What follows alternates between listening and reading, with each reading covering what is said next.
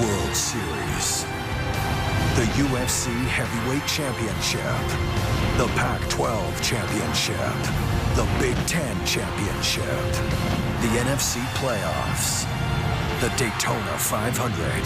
And the UEFA Champions League Final. The world's biggest events are on Fox Sports. We are Fox Sports! Welcome to the Chevrolet World Series pregame show on Fox. For the 18th time, the city of St. Louis is busting at the seams for the Fall Classic.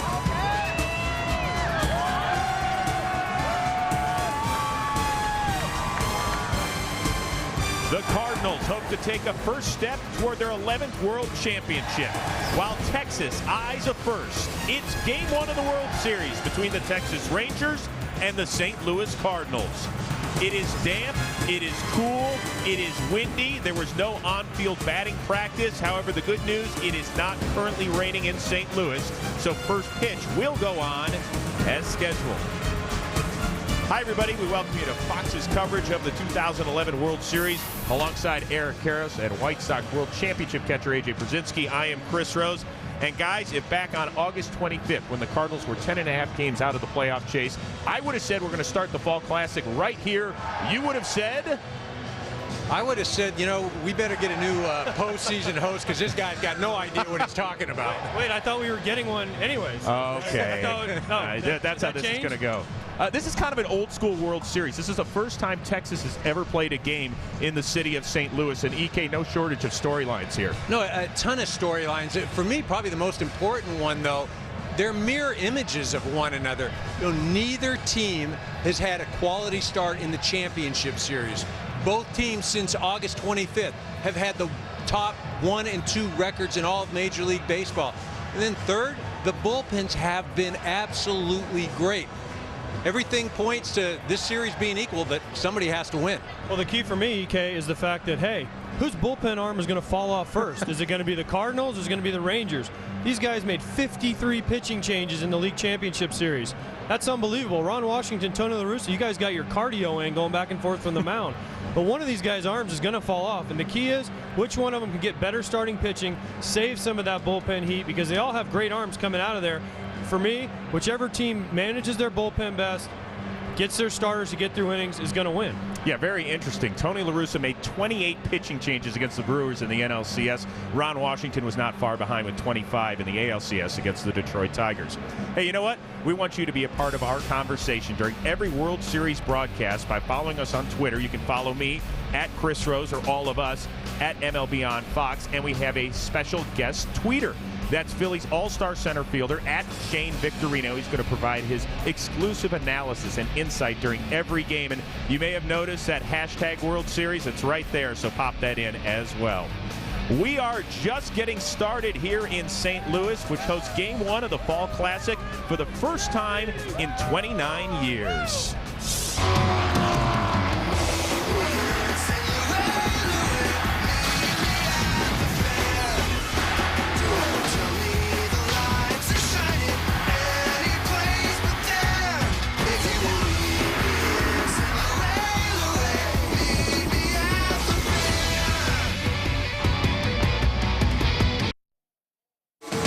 The Chevrolet World Series pregame show is sponsored by Chevrolet. Thanks for making Chevrolet and baseball a part of America for the last 100 years.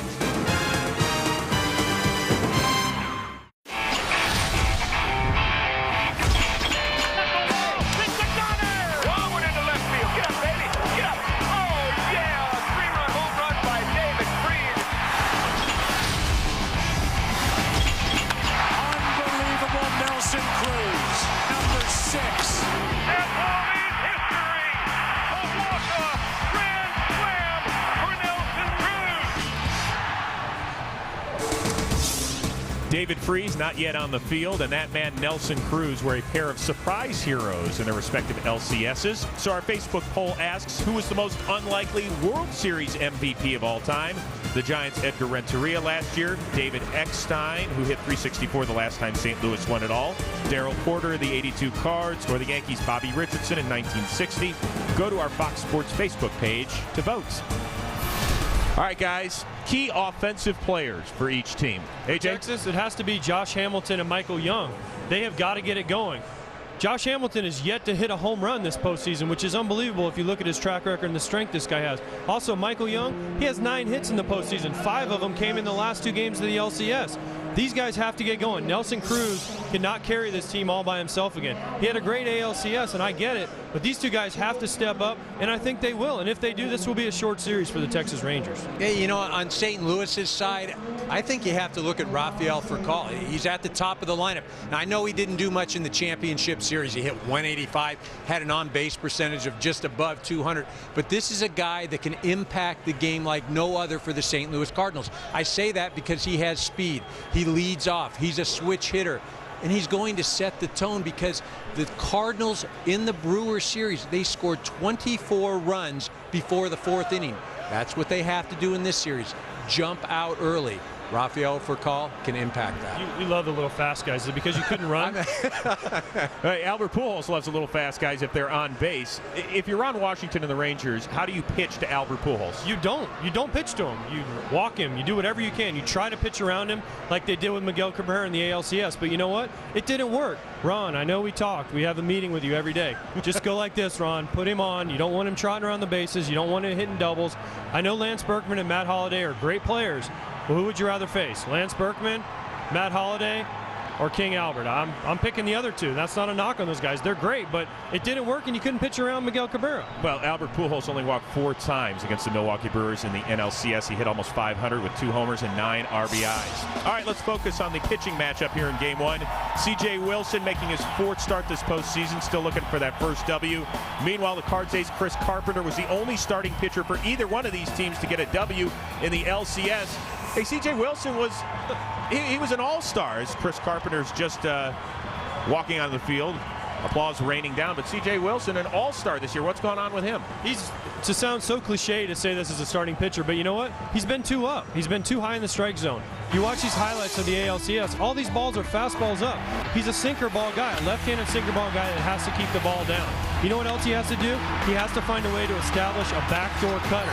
That's a way to a righty. It starts off the plate from a right-handed hitter and tails back in to the outside corner. If he's able to do that, that'll open up the inside, which then he throws a back foot cutter towards the right-handed hitter's back foot. That's the one you see guys swing and miss at. If he does that, keeps the ball down, he'll be fine. He'll get his first postseason win. Is that what a back foot cutter is? It goes to the back foot? Hey, Captain Cleat over here. Hey, Carpenter on the other side.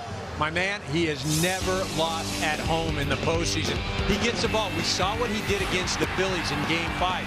He's not a guy that's going to miss bats, but what he does do, he misses the barrel of the bat. Not going to strike out a lot of guys. The important thing, obviously, tonight, everybody's been talking about it, get the curveball over. He gets the curveball over, he's going to have a good game. Quickly, guys, World Series predictions. You did great in the ALCS. You get the bat first. I'm going Texas in 7. This thing is going to come down to a play here, a play there. The reason I like Texas, I think they're a bit more athletic. As our resident Nostradamus, EK, I got to agree with you here. Texas, but I'm going 6 games, and I'm even one up you here. Michael Young will be the MVP. He's the face of the Texas Rangers. He's going to have that trophy over his head in Arlington. EK going the distance. We haven't done that since 2002 when the Angels beat the Giants. I'm glad he's seen the light and jumped on the bandwagon. That away. You guys can put your coats on. You guys are done until the post game, all right? So, of course, the Commissioner's Trophy, it is the Holy Grail. The Rangers are in the World Series for a 2nd straight year, while the Cards last won it in '06, both hoping to be a champion.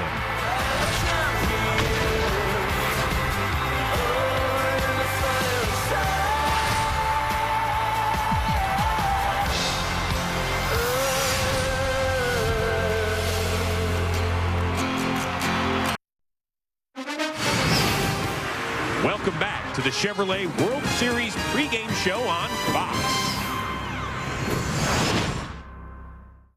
The journey starts beneath the stars. I stand alone. After an entire season of baseball, 2 teams remain standing. The Texas Rangers and St. Louis Cardinals are 4 wins away from one goal. The one reason they play this beautiful game, to stand alone as champions of the world.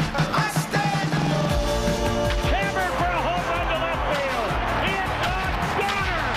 Unbelievable Nelson Cruz. The Cardinals are National League champions and headed to the World Series. The Rangers are going back for a second straight year. Tonight, the defending AL champion Rangers return to the World Series to achieve what they couldn't last year, win a World Championship for the great state of Texas. While in the heartland of America, one of the most storied franchises in the history of the game returns to the Fall Classic. Led by one of the biggest stars in baseball and powered by one of the game's unlikeliest heroes, the Cardinals look to end their postseason run with St. Louis's 11th World Championship. Game 1 of the World Series, next on Fox.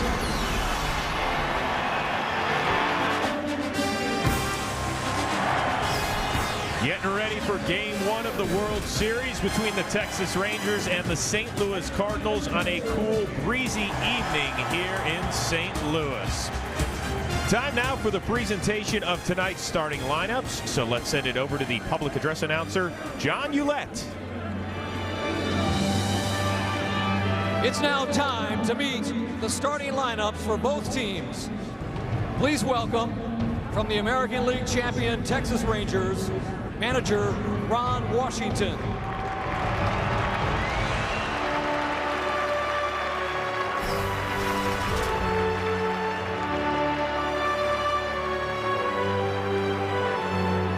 Leading off and playing second base, Ian Kinsler.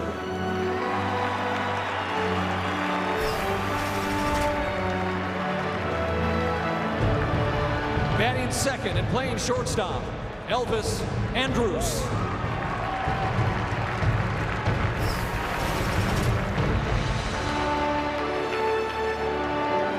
Batting third, playing center field, Josh Hamilton.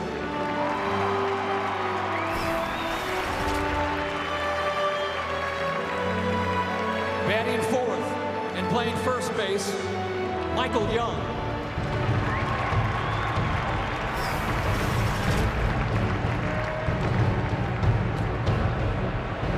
Batting fifth and playing third base, Adrian Beltre.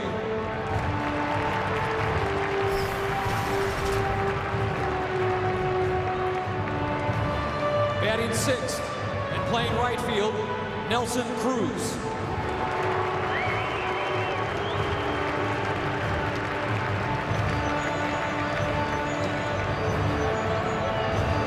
Batting seventh, catching and in the bullpen, Mike Napoli.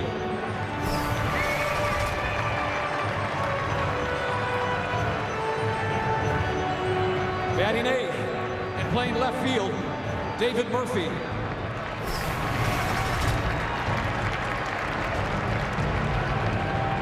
And tonight's starting pitcher, warming up in the left field bullpen, C.J. Wilson.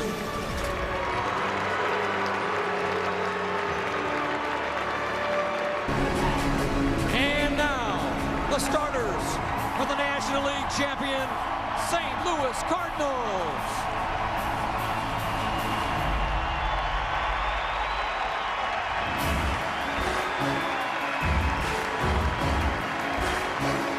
Please welcome the manager, Tony La Russa.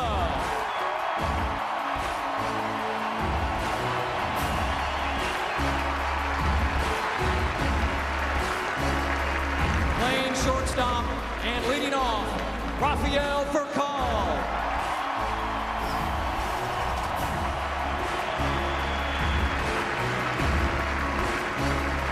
Playing center field, batting second, John Jay.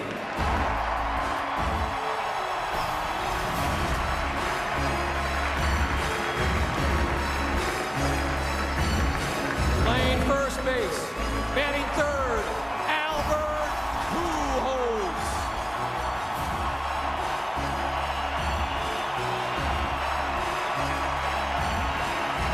Playing left field and batting fourth, Matt Holliday.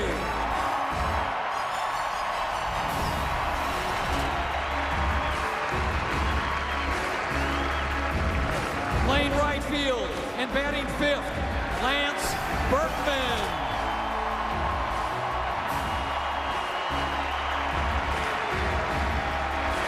Playing third base, batting sixth, David Freese.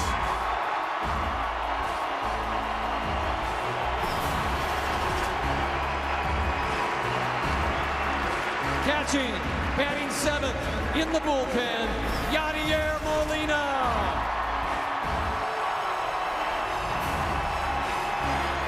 Batting eighth and playing second base, Nick Punto.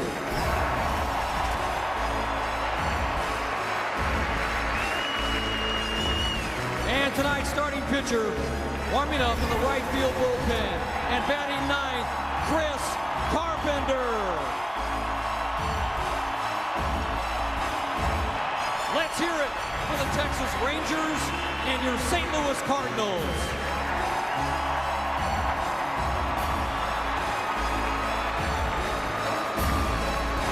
Ladies and gentlemen, Major League Baseball is proud to dedicate tonight's World Series game to the men and women of the military and their families. With us on the field for the national anthem are some very special guests as we support two inspiring programs. Welcome back, veterans and joining forces. Cardinals fan James Sperry joined the Marines at the age of 18.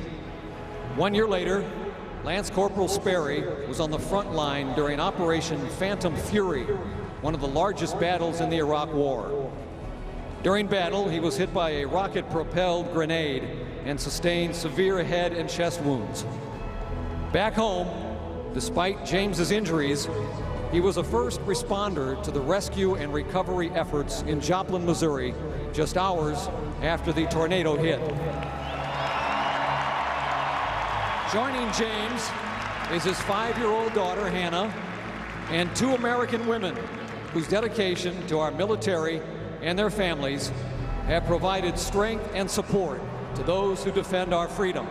Please welcome Lance Corporal Sperry, the Second Lady of the United States, Dr. Jill Biden, and the First Lady of the United States, Michelle Obama, as we honor all the men and women who serve our nation so bravely and their families.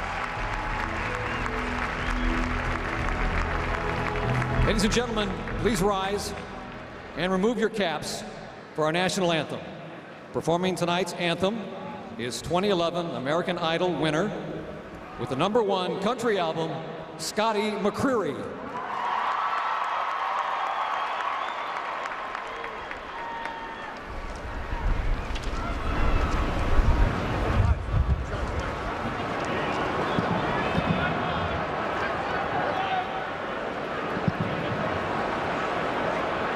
Oh, say, can you see by the dawn's early light what so proudly we hailed at the twilight's last gleaming, whose broad stripes and bright stars and through the perilous fight o'er the ramparts we watched were so gallantly streaming, and the rocket's red glare and the bombs bursting in air gave proof through the night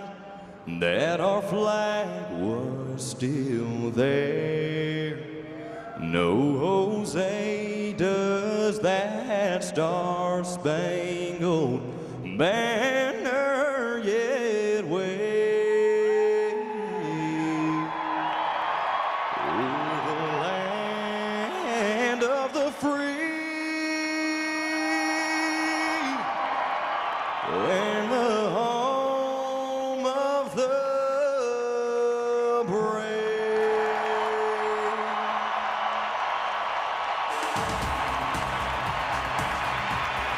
It is almost time for first pitch. After the break, Joe Buck and Tim McCarver will get you all set for Game 1 of the World Series between the Rangers and Cardinals.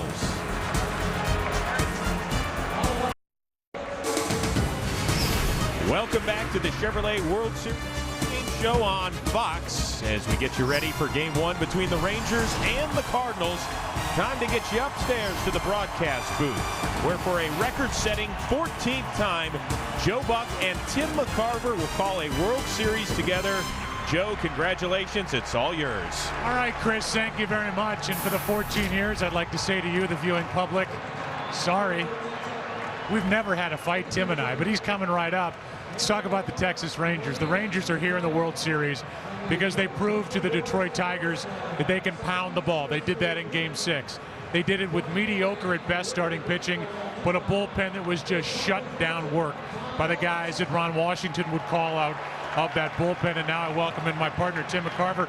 It's not too much unlike how the Cardinals beat the Milwaukee Brewers, but I'll tell you, here in St. Louis, nobody expected the Cardinals to be here in this World Series. Well, Joe, I'm going to take you back to a night, the first game of the World Series, 1988. Kirk Gibson with the game-winning home run and your father with a game-winning call. Give it to me. Said, I don't believe what I just saw. Well, and Cardinal fans don't believe what they've seen out of the Cardinals over the last 7 weeks. 10.5 behind on August 25th. That's of the wild card. They won the wild card the last day of the season. They beat the Phillies in 5, the Brewers in 6. And understand that tonight they're playing the toughest ball club that they played all year. I mean, these Rangers can do everything and everything well. This is going to be a heck of a series. We cannot wait. Evenly matched teams. It's Game 1 tonight. The Rangers return to the World Series for a second consecutive season. ALCS MVP Nelson Cruz had a series for the ages.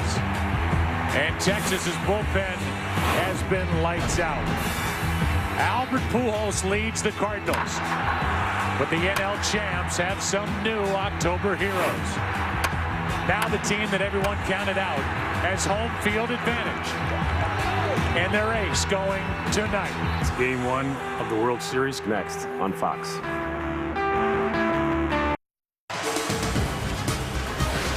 And now welcome into St. Louis, and the World Series is sponsored by Geico. 15 minutes could save you 15% or more on car insurance and by DirecTV. If you call yourself a sports fan, you got to get DirecTV. Chris Carpenter takes the field, and he is surrounded by his teammates on a 48-degree night for Game 1 of this World Series. It is cold. There is rain in the area. We should get along okay without any stoppages in play. And right down the street, they brew it. Tonight's opening pitch is brought to you by Budweiser. Great times are waiting. Grab some buds. And now the lineup Chris Carpenter will deal with. The Rangers starting lineup brought to you by Taco Bell. Think outside the bun. It'll be Kinsler, then Andrews, the number 2 hitter. Josh Hamilton, Michael Young, Adrian Beltre, Nelson Cruz out of that magical number 7 spot. He is hitting 6th. Hitting 7th is Napoli, providing Cruz some protection with David Murphy and then C.J. Wilson pitching and batting 9th. And now there's Chris Carpenter, who has been very good this season. He has come on in his start in Game 5 of the division series at Philadelphia, 3-hit shutout.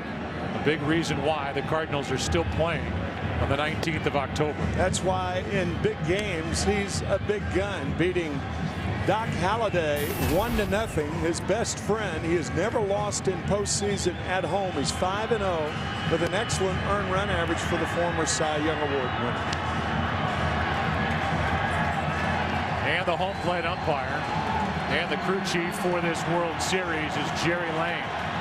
The Gibson at first, Marquez at second, Ron Kulpa.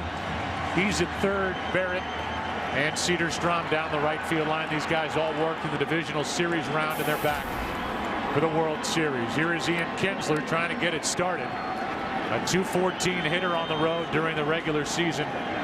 Right now working on a 9-game hitting streak during the postseason. Glad you're with us as we bring it to you from St. Louis. Here we go. Ball one up and away. Hey, David Freese is expecting a bunt from Ian Kinsler, playing him very shallow in front of the bag. Ian Kinsler, a very good pull hitter. He does not hit a lot of balls to right field. Count goes to 2-0 from Chris Carpenter, and there have been concerns here in this city about the right elbow of Chris Carpenter. He says he is fine and ready to go. And that is right past David Freese. You called it. He was in. Kinsler will round the bag and come back as Furcal gets to it. But why Freese was that close, even with a count 2-0, is hard to explain. Yeah, David playing shallow. David is not a good defensive third baseman, but was the most valuable player in the NLCS because of his bat. But playing that shallow, it's tough to corral and get a good hop from Kinsler, as we said, a real pull hitter. So the leadoff man is on, and Elvis Andrus will dig his way into the plate. See how Ron Washington wants to play it here at the start. They're in at the corners again. Freese is a step closer than he was before. I think they'll bunt here. Nope. The reason I said that is Molina is such a lethal threat behind the plate. Better safe than sorry. You don't want to run too much on Molina. And if the National League is considered more of a running league, the Texas Rangers are a running club playing in the AL. They do it all. Kinsler draws a throw from Carpenter, the guy behind the plate. Yadier Molina is one of the game's best at stopping the running game. 42% for his career, tops in the big leagues. There he goes, hit and run, throw down by Molina, 1 out.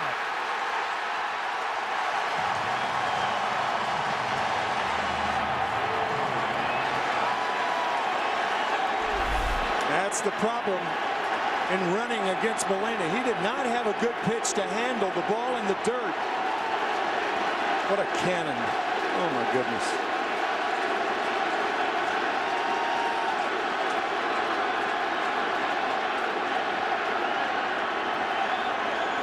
And an early statement by Molina with this Rangers club that likes to run. And now a strike is in at the knees. 1-2 on Elvis Andrus, who's been hitting better his last 5 games of this postseason. 286. Now the base is empty, 1 out. Inside, he checked his swing, and it's 2-2. On deck is Josh Hamilton. After Hamilton, it's Michael Young.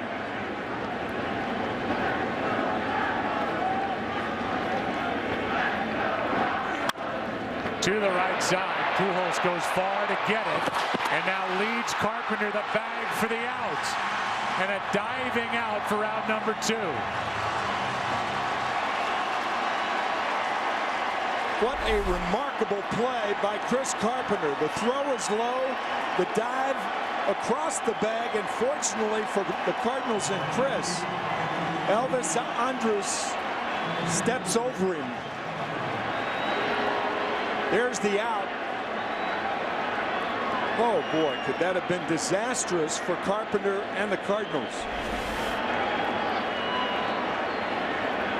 Like he may have extended that left shoulder.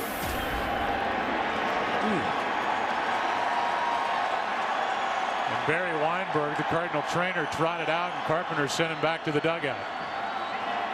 Carpenter, who is as big as a tight end or an NFL linebacker, just went through the bag, exposed his right hand, but he lives to tell about it. With 2 out, nobody on, he makes Hamilton skip the rope. The glove, here's the bad part. The hand sprawled right in the middle of the bag, and Andrus, to his credit, did not step on it. And you can hear Carpenter yelling at himself after that pitch bounces in. It's 2-0. If you didn't hear it, I won't tell you what he said. It wasn't good. 36 years old from New Hampshire. 6'6", 230. During the regular season, 11 wins.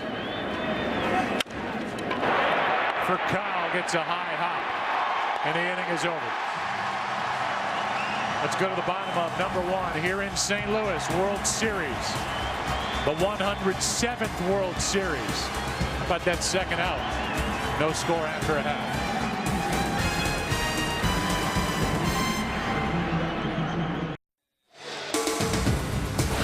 The World Series on Fox is sponsored by Taco Bell. Think outside the bun. And by Toyota. And now the Cardinals will set this lineup out there against the left-hander C.J. Wilson. Brought to you by Taco Bell. Think outside the bun. Furcal leads it off. Then John Jay. Albert Pujols hits third. Matt Holliday. Berkman fifth. David Freese, the MVP of the NLCS. Yadier Molina. Nick Punto is at second base, and Chris Carpenter pitching and batting ninth.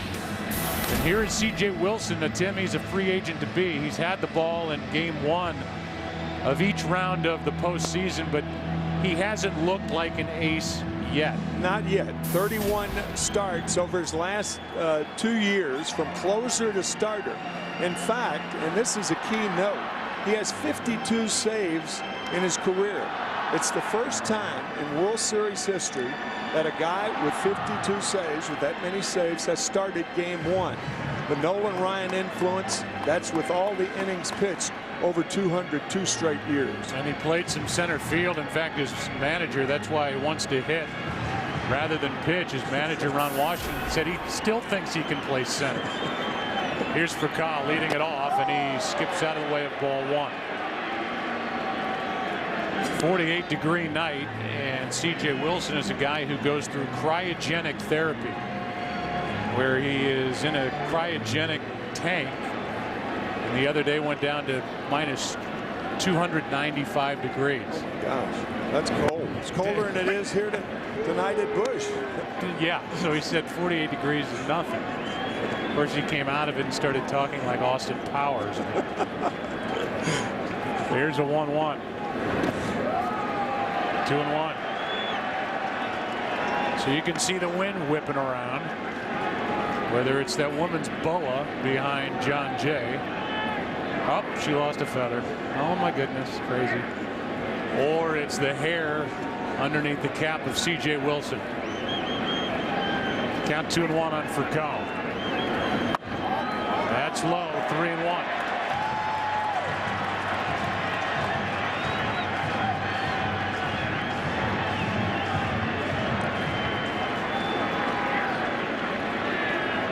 The next to Furcal is high and a leadoff walk.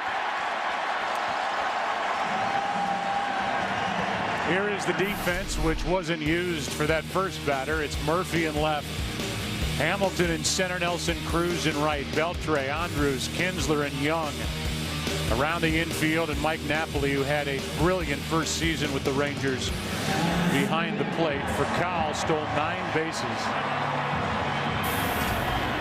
during the regular season, a guy who started the year with the Dodgers, and he really added what the Cardinals lacked, and that was a legit leadoff type, playing in his first World Series, as is John Jay at the plate, ball 1, and Napoli is going to go try and slow down C.J. Wilson.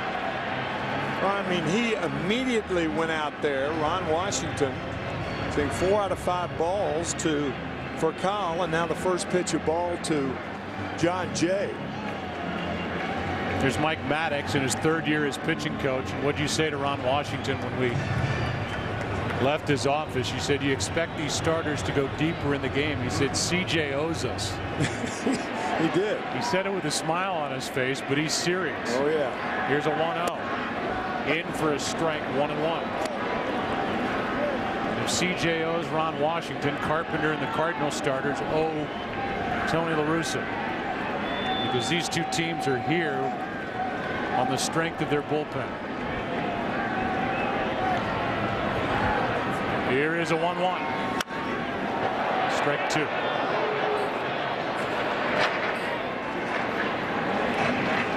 John Jay took over in center when the Cardinals made that controversial deal, sending Colby Rasmus to Toronto toward the end of July. And this team just simply got better. And that was a part of it. They had grown weary of the hot and cold, the Colby Rasmus was bringing with him. And they established Jay in center. They added to their bullpen and their rotation in that deal and made a big difference. Here's John Mozeliak, the general manager of the Cardinals. Took a lot of hits when that deal was made, but he and LaRussa are glad they did it. Double play ball. Beltre out at second and out at first. Got them both. 5-4-3 and well turned by Beltre and Kinsler. Well, you know why it was well turned? Beltre waited and then did not give a hard toss to Kinsler, realizing with the left-handed batter up that Kinsler was playing Jay to pull. So it took him longer to get to second. Very nicely done by the Rangers. And it means Pujols bats with the bases empty. Albert, who has 15 career postseason home runs. A .339 career batter during the postseason.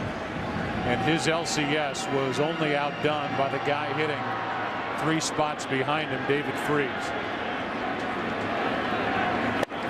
Good fastball, 91 from Wilson, strike 1. The Cardinals hit into a double play after the Rangers lost. Kinsler on the bases running. Hard hit right at Beltre. And the inning is over. He throws it anyway, but that was caught on the line. That only counts for 1 out. After 1 here in St. Louis. Game 1. No, it did not. Out either way. No score after 1.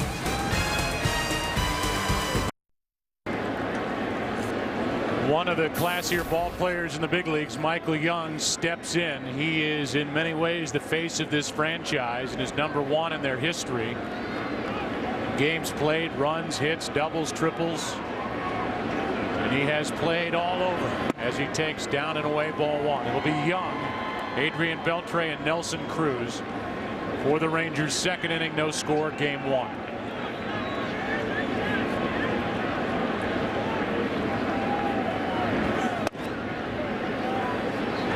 Counts 2-0 from Carpenter, who got around a leadoff hit thanks to Molina in the first. And got Andrus and Hamilton on groundouts.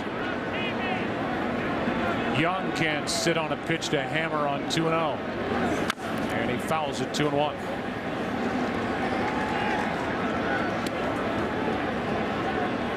Here's a guy who has 6 seasons of 200 or more hits. And that list reminds you how good of a hitter Jeter's been and how unbelievable Ichiro has been since coming from Japan. Here's a 2-1. 2 hops, 2 for Carr. 1 out. Let's give you a little more about the Rangers. Our State Farm Get to a Better State recap. For auto, home, life, and banking, get to a better state. The Rangers winning in the ALCS. They did it in 6 games. And they did it with terrific work out of their bullpen led by Alexio Gondo.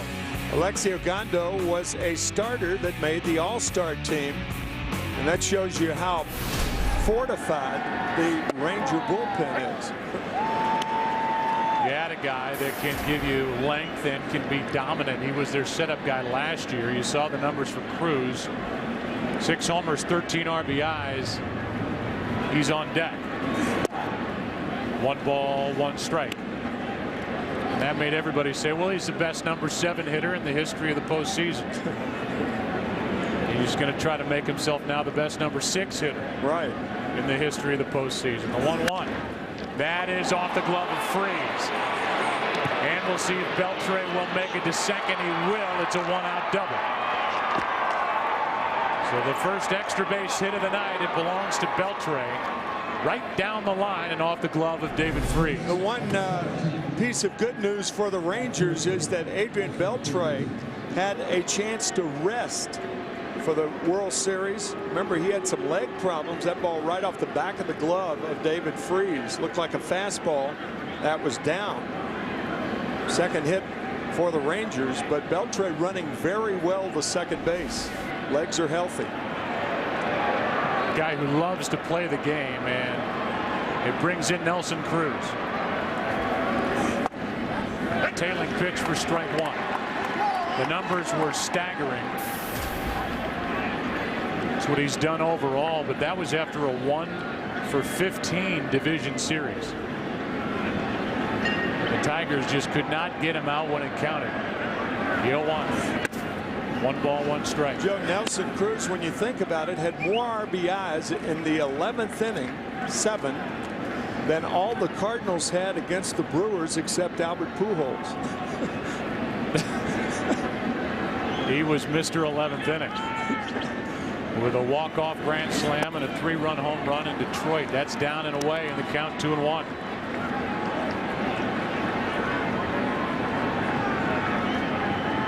Two balls and a strike on a guy who is 31 and actually started in the Mets organization. That's ball 3. And Cruz wants the home plate umpire to check the baseball. Napoli on deck. Nelson Cruz is in his 4th organization. Was with the Mets, as I said, Oakland, Milwaukee. Back in 08, the Rangers had him, sent him out. Redid his swing with the help of Scott Service. He hit a AAA and then came up, and he hasn't stopped hitting. Full count. Good pitch from Carpenter with first base open. Even though it's the early innings, you would think that if Chris misses, he's going to miss away. That's a cut fastball. Good pitch down. So now does he challenge Nelson Cruz? I don't think so. Here's a 3-2, and he walked it. If Cruz was going to chase it, Carpenter would let him, but I think the reputation of Nelson Cruz preceded him into that first at bat. And now it's Mike Napoli. Yeah, a rule of thumb is you don't pitch around hitters with first base open in the early part of the game, because that creates base runners and chances of big innings for teams. But in that particular situation, I think it was the shrewd move by Carpenter. But this is precisely why Ron Washington has Napoli behind Cruz. Right. Instead of Cruz hitting 7th with Murphy on deck, he's got a guy behind him that hit 30 home runs during the regular season and hit 320. It's 2 on, 1 out. Early chance for the Rangers here in the 2nd. Strike 2.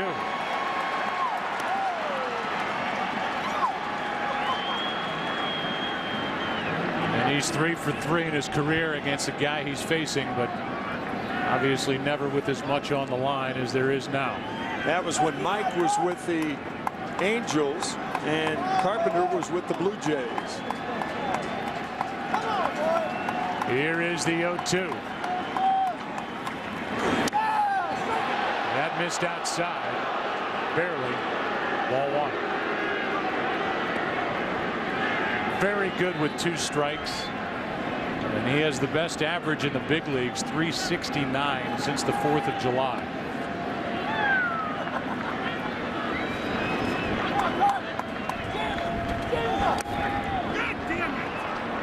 Now the count goes to 2-2.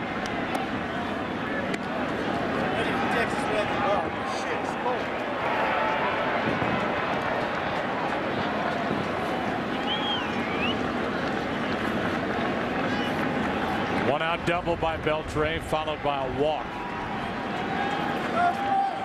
to Nelson Cruz. Now Molina's going to go out and either calm down Chris Carpenter or talk about the 2-2 pitch. You can hear Carpenter yelling at himself after that 1-2 pitch bounced in.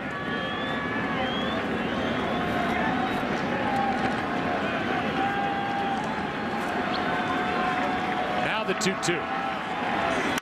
Double play ball for Kyle. Flips. Punto in the middle. 6-4-3. A fiery Carpenter walks off the mound after an inning and a half. No score. The World Series on Fox is sponsored by Budweiser. Great times are waiting. Grab some Buds. Nice shot of the St. Louis Arch. Downtown St. Louis in the distance where the Rams play. And if we continue panning, you would see Busch Stadium to the south of that stadium. And here's Matt Holliday, who is first up.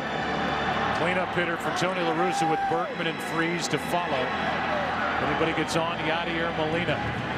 They give you a look back at the Cardinals and how they got to this point after Holliday does something to start the second. Cardinals hit .310 against Milwaukee pitching. Matt was a part of that, strike one. And that's a part of this Cardinal coaching staff, Mark McGwire, and he's starting to get credit for changing the approach for a lot of these Cardinal hitters. Here's one up the middle. Kinsler takes care of it.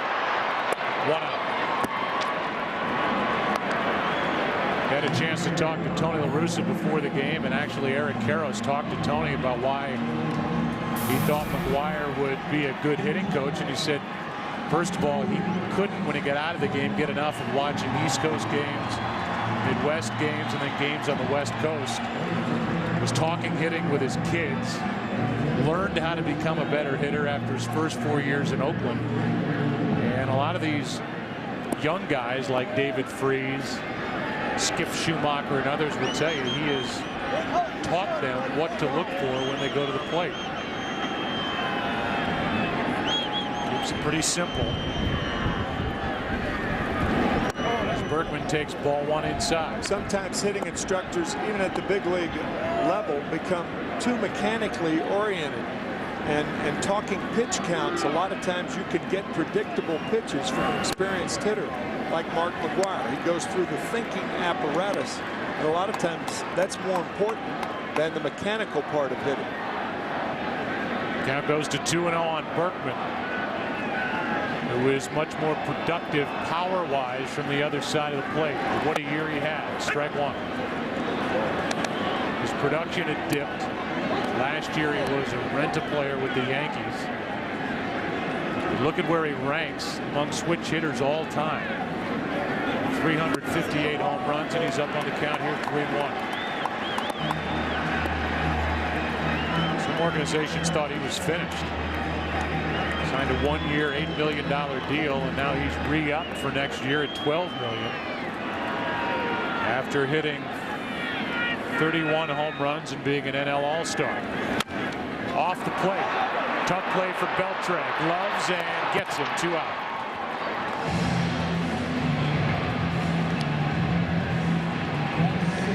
And with the bases empty, David Freese will walk to the plate. Hometown product, and his postseason has been jaw-dropping. 12 for 22. And a deep freeze indeed that he put the Brewers with tremendous power the other way. We talked to him about that before the game. He said he tries to let the ball get deep, and what that means is if it gets deep, you have to hit the ball to center field or to right field. The only time you pull the ball is when your hands and bat are out in front. So he is one of the great guys in baseball, young hitters, to let the ball get deep.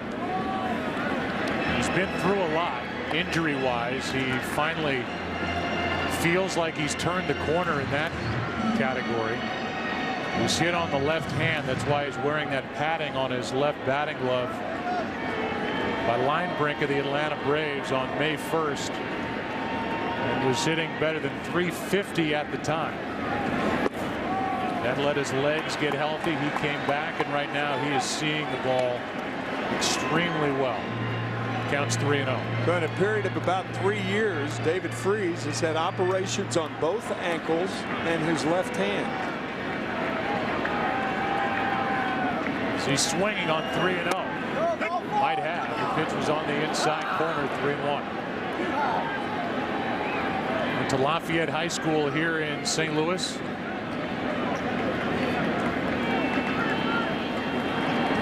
He draws a 2-out walk. Second walk handed out by C.J. Wilson. Yadier Molina will walk to the plate. And Joe, speaking of injuries, David Freese was a freshman when Ryan Howard of the Philadelphia Phillies was a senior at Lafayette High. David telling us. And Ryan Howard, I know, was watching the game. He had an operation on his Achilles tendon. It's very, very serious, and we wish him well. Great guy, great player. Sure is.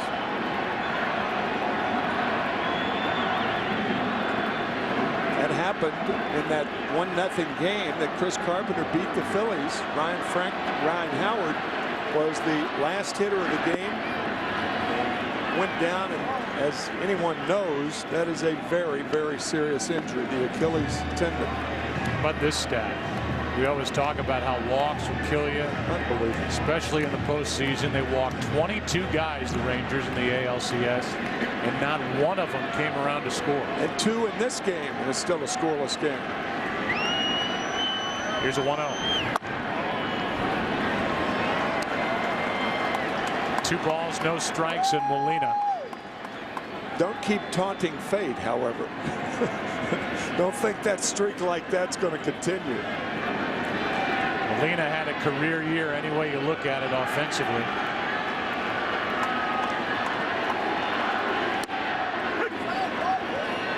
Two and 1.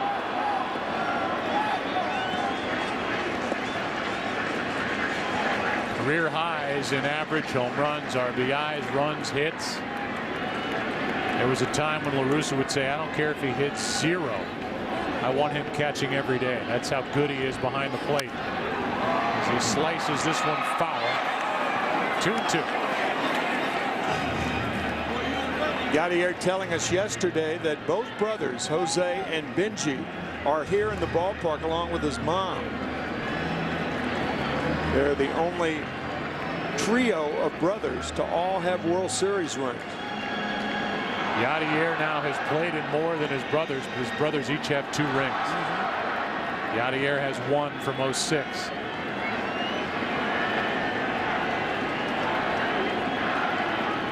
Here's a 2-2. Inside a full count, and Freese will get a head start at first.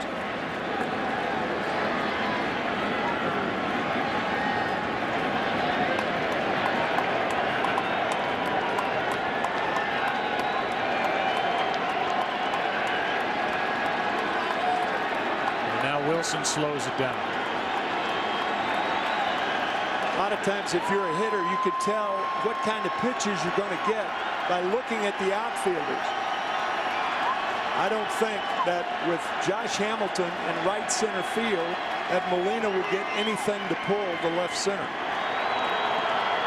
Runner goes, and a foul. Cardinals are playing in their 18th World Series. The Rangers playing in their 2nd consecutive. Talking to these Rangers, they started thinking about this at the end of Game 5 last year. I feel like they didn't really play their game against the Giants. The Giants' rotation had a lot to do with that. Runner goes, and a ground ball to short should end the inning. Elvis guides it across after 2 in Game 1 in St. Louis. Cold night. No score. The World Series is sponsored by Happy Feet 2 from Warner Brothers Pictures in theaters November 18th. You can celebrate America's game with Chevrolet. Upload a picture of your youth player and you could win tickets to the World Series among hundreds of other MLB prizes. Be a part of the Chevy Centennial celebration and enter for a chance to win at ChevyBaseball.com. David Murphy takes a strike, and we're underway in the 3rd. Murphy, then C.J. Wilson as the pitcher bats in these NL games, NL hosted games, and then Ian Kinsler. Strike 2. And that was the first good breaking ball we've seen Chris Carpenter throw. Used it very effectively in defeating the Phillies 1-0. That was a cutter right there. It's different. There's a little loop in the curveball. And the cutter has that sliding action down and in to left-handers. Here's a 1-2. Down and in, 2-2.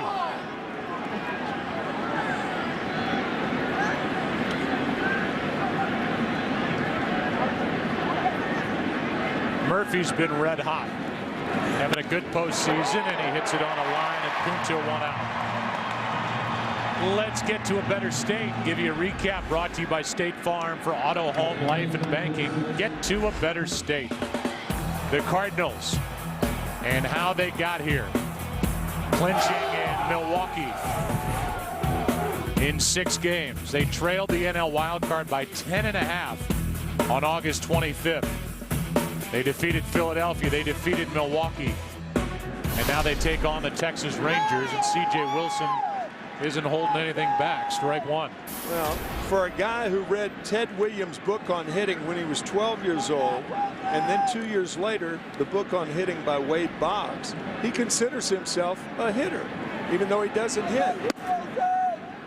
1 for 4 this year, and the count 1-1. How about that? Lifetime, he has 1 hit for 9 at-bats, and that 1 hit a triple. Odd. Here's a 1-1.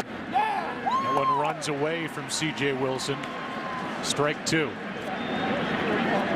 He is a delightful, talkative, gregarious guy and loves to talk about his hitting. A lot of pitchers do. And Formula One racing. Yeah. As he hits the ball in the air to left center field, didn't get it all. John Jay has out number 2.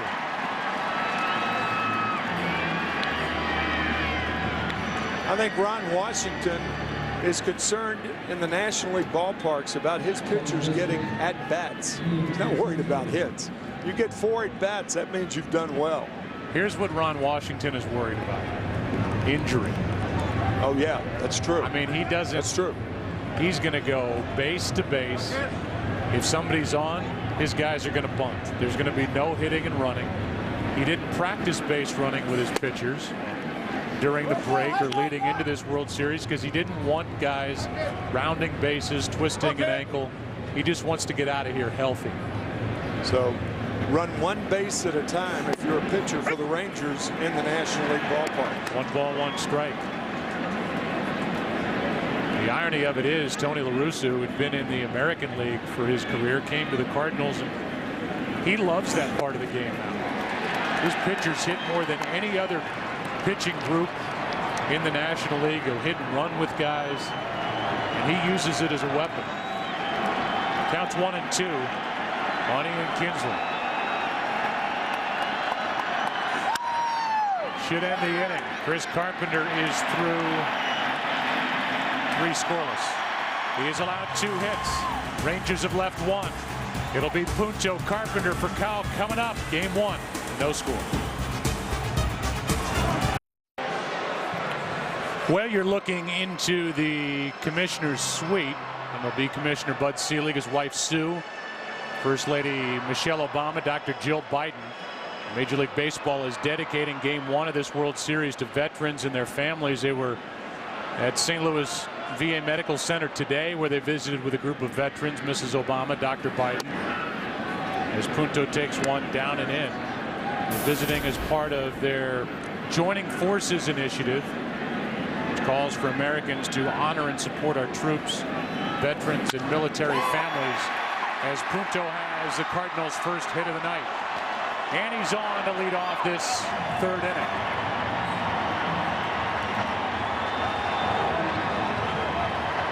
And that gives Carpenter a chance to bunt, but as we said, it's not always a given with La Russa that his pitches are up there just to give away an out. Sometimes they square around and they'll butcher boy. What a butcher boy is. It was originated by Casey Stengel back in the 50s and early 60s when he was Yankees and Mets manager.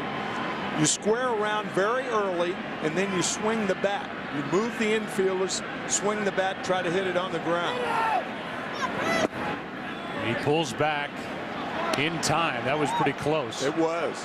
And he went. They appealed, and it's strike 1. Yeah, I think that's a good call by first base umpire Greg Gibson right there. That's a nudge toward bunting the ball. Initially called ball 1. Now it's strike 1. Carpenter had 11 hits during the regular season and has 2 this postseason. That just missed, and the count 1-1. A tentative Adrian Beltre charging. He was more than halfway when that ball crossed home plate.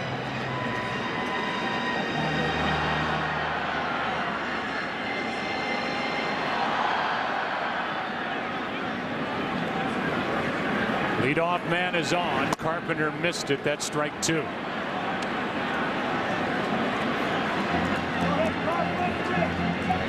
See if LaRussa stays with the straight bunt or if he changes it up. So Jose Oquendo, postseason hero here in St. Louis with a big home run against the Giants back in '87 in the NLCS. Flashed the signs. And a check on Punto. That World Series back in 1987, the Cardinals advancing, playing the Minnesota Twins. The Twins won the first 2 games at home. The Cardinals won the next 3 games in their home, and then the Twins finished it out by winning games 6 and 7 in Minneapolis. Here is a bunt, and it will roll foul for out number 1. That's a strikeout. Carpenter does not do his job. Down there in the wind and in the elements is Kenny Rosenthal. Kenny, what's up? Joe, you remember the 2009 All-Star Game, President Obama wearing his White Sox jacket out to the mound here at Busch Stadium. Well, Michelle Obama, far less partisan. Ron Washington was among those who met her before the game, and he said she's neutral. I said, Ron, how do you know? Did you ask her? He said, I could just tell. She's neutral. And there's the moment before the game, which was nice, as we told you about their initiative, giving back to the not just the members of the U.S. military, but their families who go through so much. As Furcal digs in, 1 on, 1 out. Strike 1 on the inside corner. We already have a representative of the White Sox, by the way, and A.J. Pierzynski. We do. A new member of the Fox family who's been with us since the LCS began. 7th game. Here is the 0-1. Furcal slaps it foul, strike 2. What is it with all you ex-catchers? You're just smarter than the rest. Is that it? Right. John Jay on deck. I've told you what's going to be on my tombstone, haven't I? What is it? Pitchers did this. I get no reference in that. Al Michaels, all the other play-by-play guys you've worked with. No, just pitchers. I've taken some time off your life. Always messing with you, trying to trick you. Here is the 0-2. A strikeout in the first of the night for C.J. Wilson. Well, that pitch really diving out of the strike zone. Looked like a cutter from Wilson. He'll throw it inside to right-handers and away to right-handers. Well, that ball cutting down and in. Good play by Napoli. You can see the cut on that ball to get for a call. I said first strikeout. My short-term memory gets half. He just struck out Carpenter on that bunt. So 2 strikeouts in the inning, and John Jay steps in. He bounced into a 5-4-3 double play his first time. And now he breaks his back and checks on Kinsler. We're about to talk to Ron Washington, manager of the Rangers, as we go to the 4th. Good pitching, no score. He may be our favorite manager to cover. And even his players like watching Ron Washington do his deal in the dugout. It's brought to you by Happy Feet 2. Every step counts. First it was Ogando, Hamilton, Elvis Andrus. And he is, there's nobody like him. It's wonderful. And he is, he just lets his guys go out and play. And I'm going to tell you, when we talk to these players, they love playing for Ron Washington. Got that right. Elvis Andrus first up, and that rides high and tight. I'm going to play you our visit with Ron Washington when we get a moment. Andrus and Hamilton, then Michael Young. No score in the 4th. Good pitching. C.J. Wilson, Chris Carpenter. 1 ball, 1 strike. What's really going to be interesting is when we go to Texas for Game 3, how many people in the stands are going to be doing the wash when the Rangers get something going? A little running in place. Yeah. Here is a 1-1.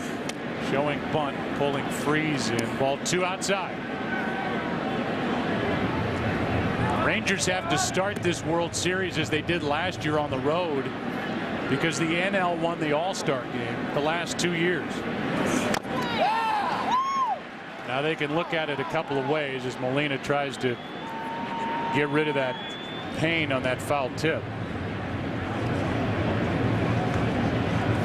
The Rangers can say, well, of course we get to the World Series and that's when the NL finally wins the All-Star game, but this year it was C.J. Wilson, tonight's starter, that gave up the home run to Prince Fielder in the 4th inning.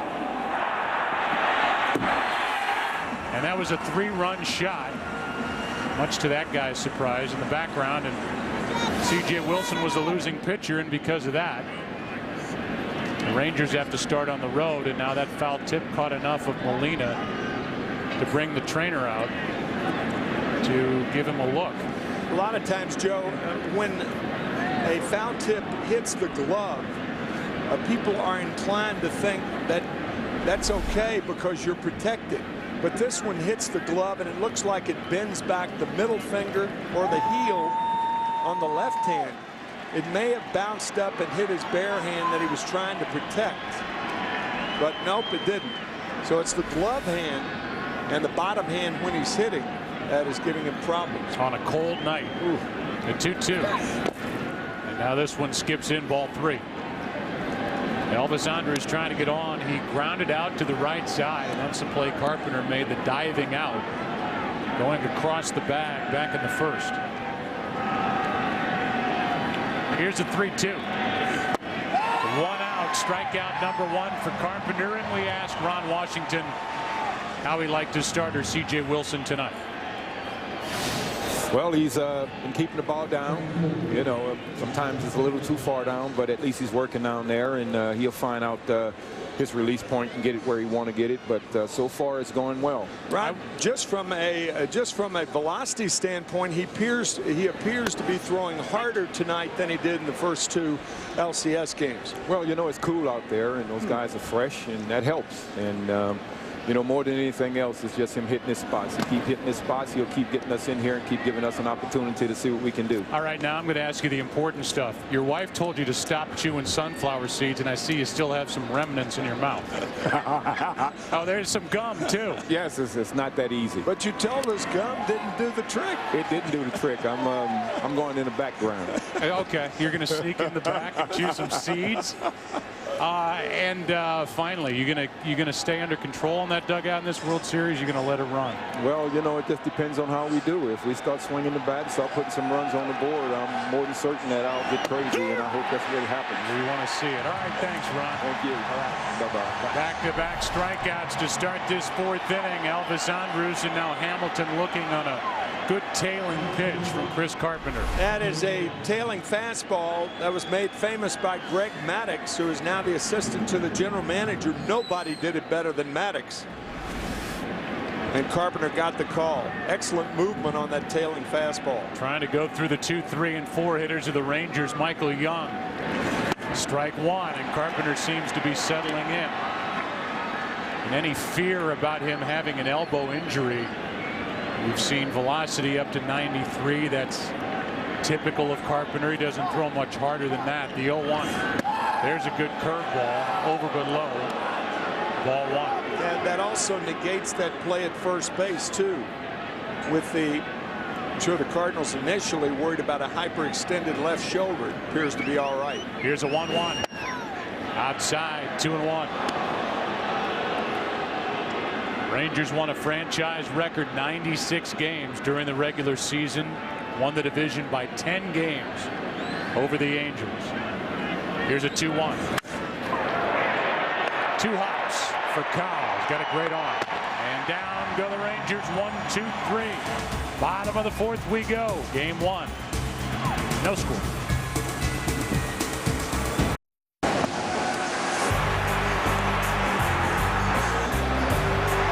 Cardinals have flashed some leather through the first 4 innings of this one. Whether it's been on the mound with Carpenter or the play by Carpenter across the bag, the double play they turn, whatever. There's no score into the bottom of the 4th, and here's Pujols with Holiday and Berkman to follow. Against C.J. Wilson, got around a leadoff hit last inning. First time up, and it was officially ruled and scored a line drive out to third. Even though it showed on the replay, it bounced into the glove of Adrian Beltre. Pujols 0 for 1, and now the count 2-0. We talked about this during the regular season. You'll come to the ballpark and you'll see a lot of left-handed hitters in which the infield employed the shift. Well, the Rangers are doing it for Pujols. That's very unusual because when you shift on a right-handed batter, you put the second baseman and shortstop on the left-hand side of the bag or close to it. And when he hits the ball, if he does, to an infielder on the left, it's a longer throw to first base.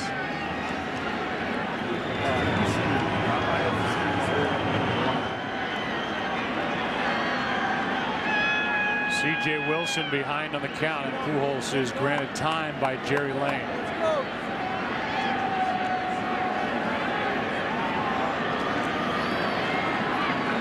What he's done since the 1st of September. And that got it. And Albert Pujols is on to start the inning.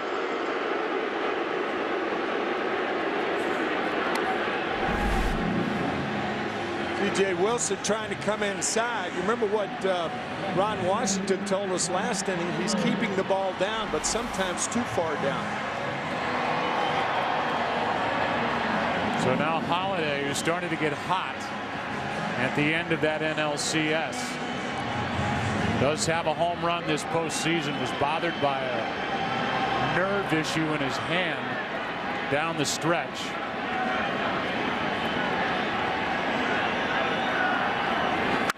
As he shoots it down the right field line fair into the corner, and Albert Pujols will make it to third and hold on a double by Holiday.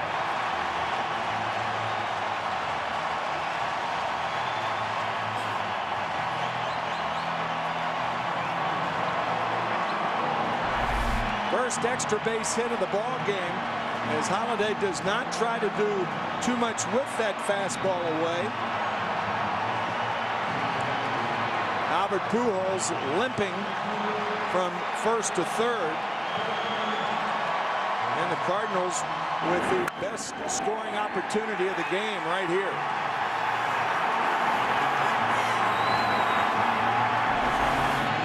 And now it's up to Lance Berkman, who grounded out to third his first time up.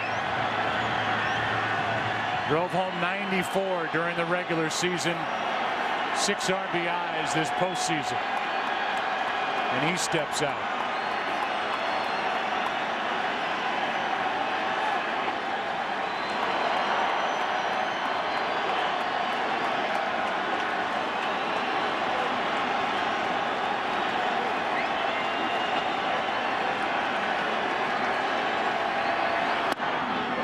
Ball 1 outside. Normally with the infield back in the middle innings, nobody out in particular, the runner at third walks home. But in Albert Pujols' situation, his left leg is barking on him. So if the ball's hit hard to third, Beltre could come home. To the right side fair. Pujols scores. Here comes Holiday. And the Cardinals lead 2-0 in the 4th of game 1.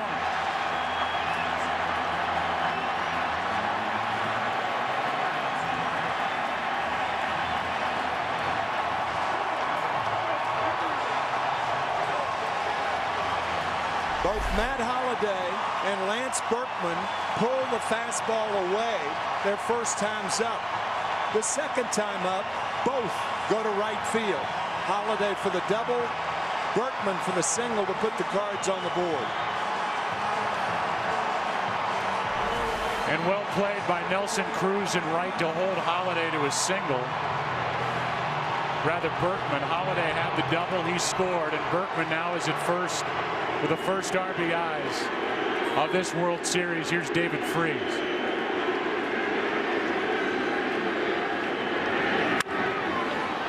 Down the right field line, and that ball will get out of play.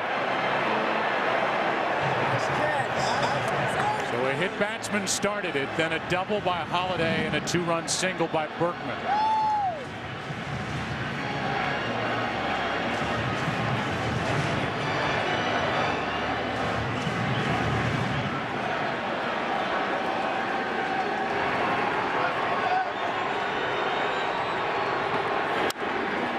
Another foul for a strike. And it's 0-2.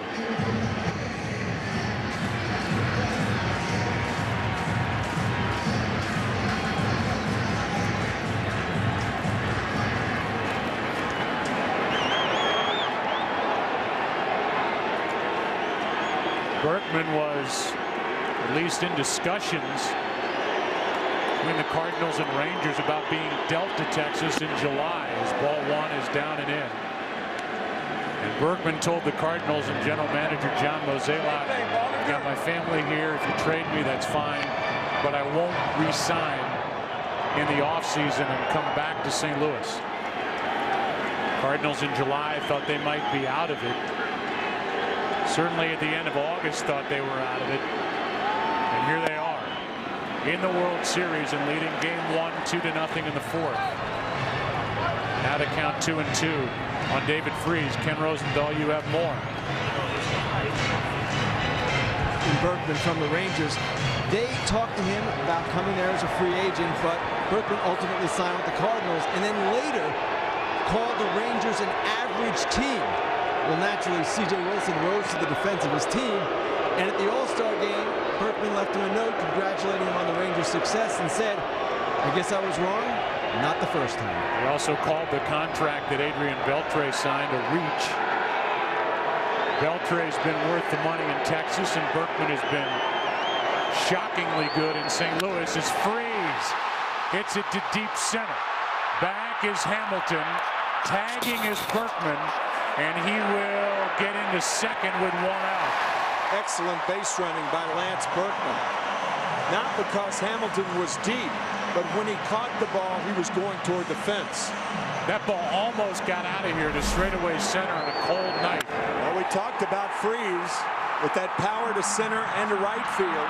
You can see Berkman, he gets back closer to the bag as Hamilton gets closer to the wall and makes a nice play.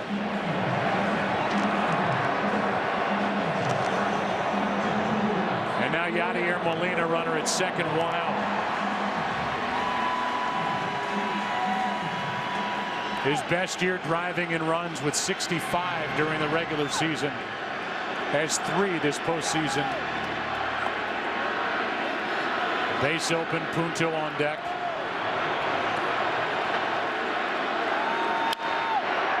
Elvis Andrus to his left, a nice play, 2 out.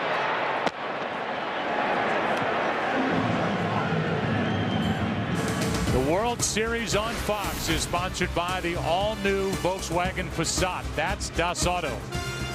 By Bank of America, official bank of Major League Baseball. And by Viagra.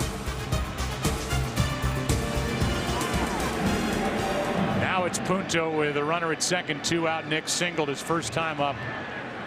And they will intentionally walk Nick Punto and pitch to Chris Carpenter. You know, in a very subtle way, Joe, this is what the National League introduces. Coming into this game, 31 starts, over 450 innings. C.J. Wilson, as a starter for the Rangers, has not walked anybody intentionally. But in the National League, you have the 8th place hitter hitting in front of the pitcher, and this situation comes up quite often. And you can see with that ERA, the second time through the lineup, Wilson has struggled. In fact, CJ has a career record during the postseason of 1-4, an ERA of 5.4. He's lost his last 4 decisions. He's on the short end here tonight, and will deal with his counterpart Chris Carpenter, 2 on, 2 out, trying to limit the scoring to 2 here in the 4th. But in the process of limiting the scoring, you have the leadoff batter, Rafael Furcal, at least from a Cardinal standpoint, leading off the bottom of the 5th. Again, it's when that DH is not involved, it changes.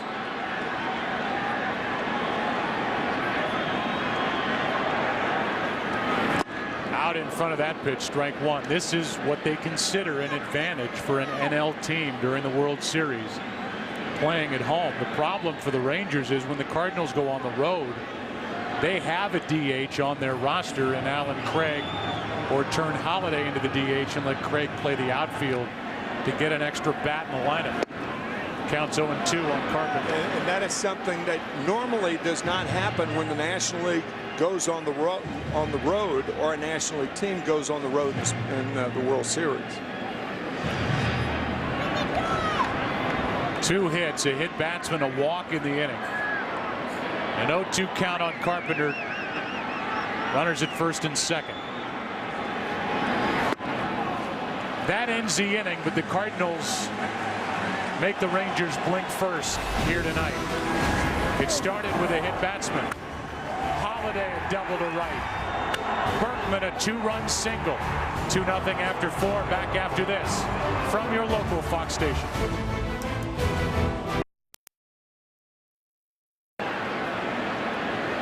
We just had a chance to visit with Tony La Russa, the Cardinals manager, as his team is now up 2-0 going into the 5th. Carpenter back to the hill. Adrian Beltre, Nelson Cruz, and Mike Napoli will try to get something done here in inning number 5. And that curveball rolls to the plate, does not break, and it's ball 1. Beltre doubled his first time up. The Cardinals pitched around Nelson Cruz. Napoli bounced into a double play, ball 2.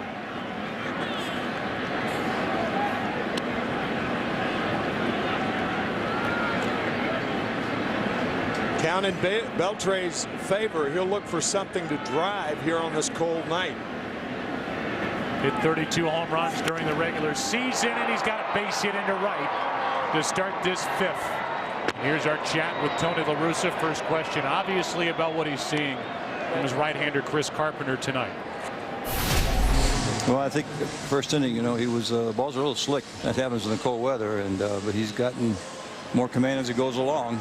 And when he's got command, he's tough. 2 injury issues, Tony. Is Chris all right after diving into first, and is Albert all right? Albert took that on the foot. And, it's going to be sore, throb. It'll probably be more sore tonight when he gets the adrenaline out of his body instead of in it. But I mean, again, that was, you saw the smile on Carr's face. That's just a crazy play, and he came out of it fine.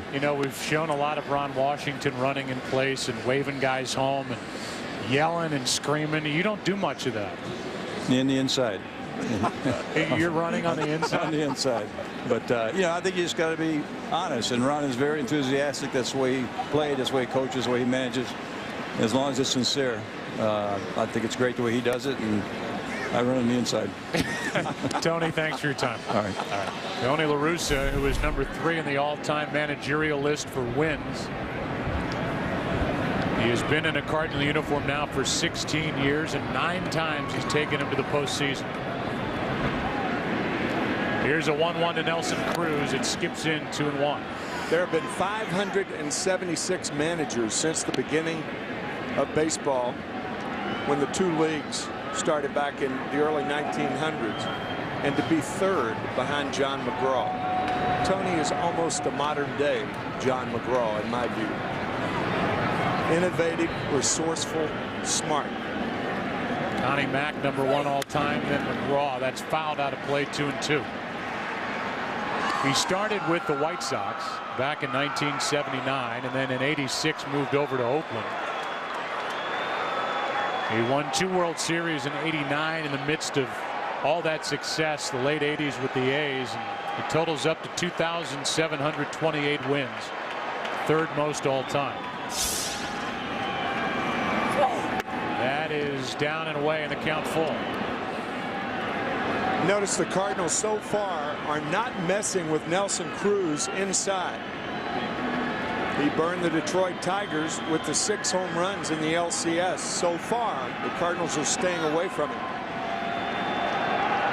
Leadoff base hit, and now a strikeout for out number 1. 3rd strikeout of the night for Carpenter as he gets Nelson Cruz. And that was a mistake. A slider that backed up around the letters, meant to be away. Look at Molina. It backs up, and Carpenter got away with one there. Watch the spin. And I know what's going through your mind. Not every pitch goes where it's meant to go. That was going through my mind, and you're right. We've been doing this for a while. 1 on, 1 out. The batter is Napoli.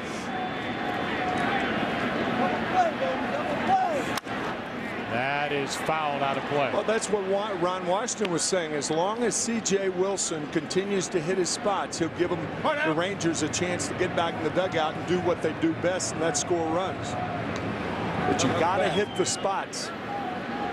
Location and movement. There's so much that's said about velocity. And it's not that it's overrated, but location and movement are more important. You talked about the injuries with the Cardinals and Pujols getting hit at the plate. We have brought with us for this World Series an infrared camera that is basically a negative look. It's like a negative image, and it picks up friction and heat. And the more friction, the wider the spot that's left as a print on the picture. As Napoli flies one into right, and this game is tied. Napoli shoots one way out the opposite way, and it's 2-2 in the fifth.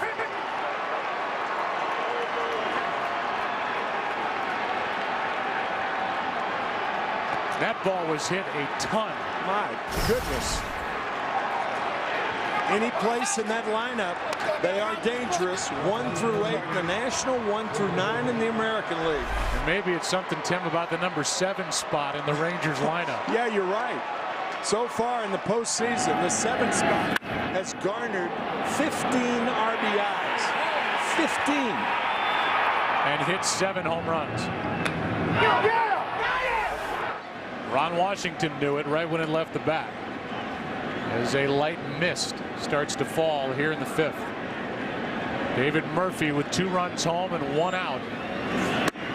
Takes one over the outside part, 1-1. Murphy lined out his first time up. Came in hitting .391 this postseason. .364 since the last week of August. Ball 2. Cardinals in their half of the fifth will have the top of the order. Strike 2.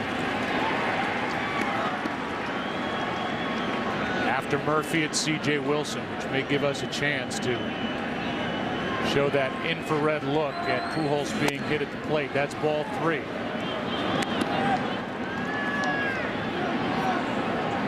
Carpenter gave up 16 home runs during the regular season. Napoli just pounded one out to right, and Murphy chases for strikeout number 4. Let's give you a look. First, the regular look, color, nice and pretty and crisp, and now our infrared camera, the hot spot. I tell you, this is weird to me, Joe. I don't know how they do that. Look at his heel. You can see exactly where it hit Pujols, the back of the left foot, right around the heel. They didn't have that when you were starring for the Cardinals in the 60s. I have no idea how they do that. No idea. I think we borrowed that from TSA. From an airport near you.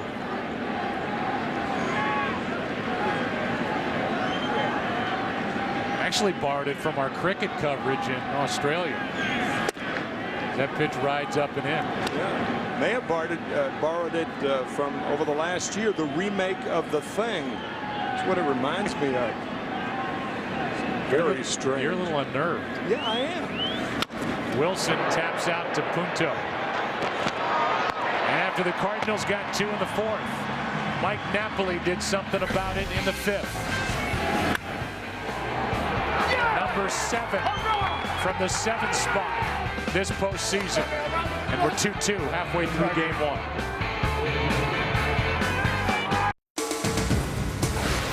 The World Series is sponsored by Chevrolet. Thanks for making Chevrolet and baseball a part of America for the last 100 years. Geico in-game box score for the Cardinals with Furcal set to lead it off. He's walked and struck out. The RBIs belong to Lance Berkman with a 2-run hit last inning. 1 extra base hit. It's a double by Matt Holliday. Nick Punto's been on base twice. Top of the order for Kyle Jay and Pujols. Anybody gets on Holliday in a 2-2 game.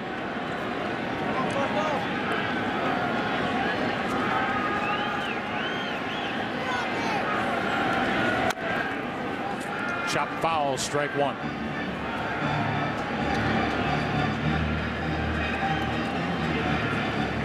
Rafael struck out his last time up.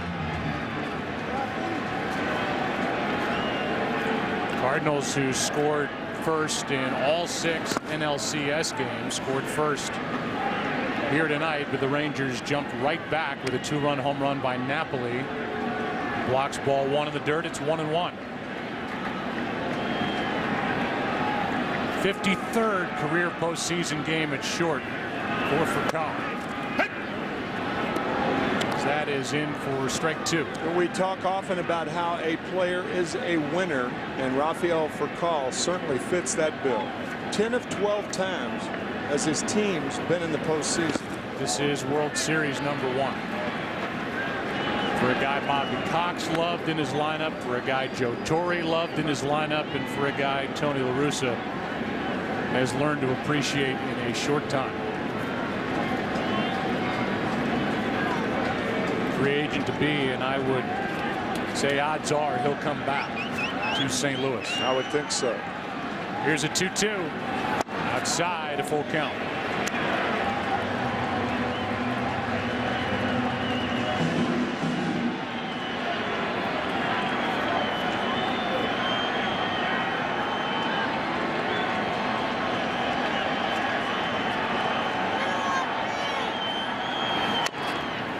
Furcal is at times a little battler up there and tough to get rid of. Switch hitting shortstop.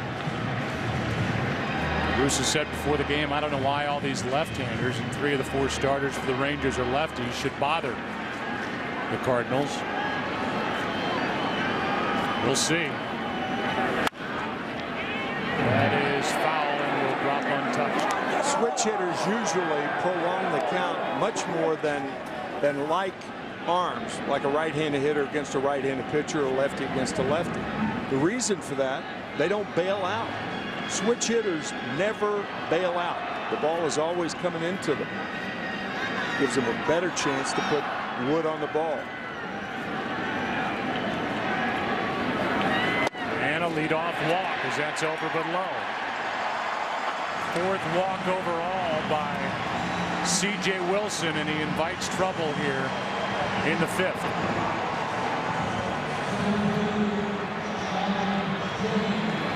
Here's John Jay.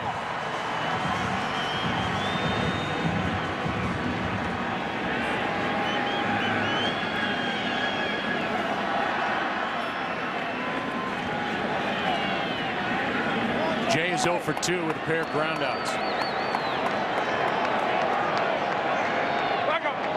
La Russa talks about a guy in that number 2 spot that is able to do, in his words, damage.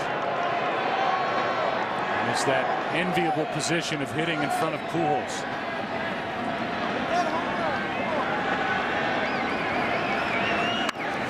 Drops down a bunt, a good one. 1 out. Down to second is Furcal. That wasn't damage, but that was productive. Enough damage. Chase Freedom cashback players to watch. David Freese, who is in the number 6 spot, and the guy who hits 3rd. And his numbers from the NLCS at .478, 2 homers, 9 RBIs. Albert Pujols, don't get shortchanged. Get your cash back with Chase Freedom. In our meeting with Ron Washington, A.J. Pierzynski and Eric Karros asked Ron if they were going to treat Albert Pujols like Miguel Cabrera. Ron kind of giggled and said, well, yeah. First base is open here.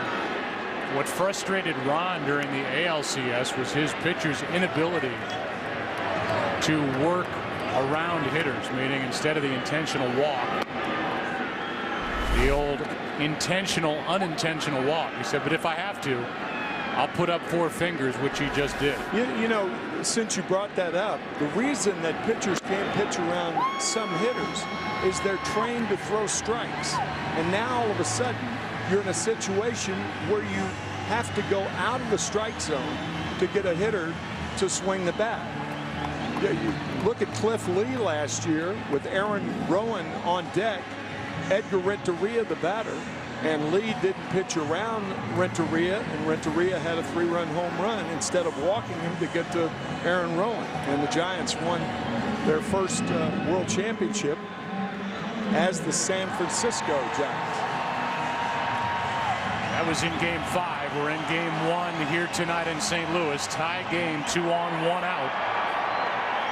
And the batter is Matt Holliday, who doubled and scored his last time up.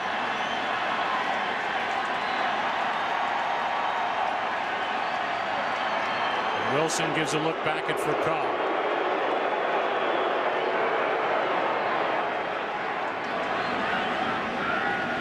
Holliday 5 RBIs this postseason, 75 in a year that saw him 3 different times nurse injuries. A season that started with an appendectomy the first week.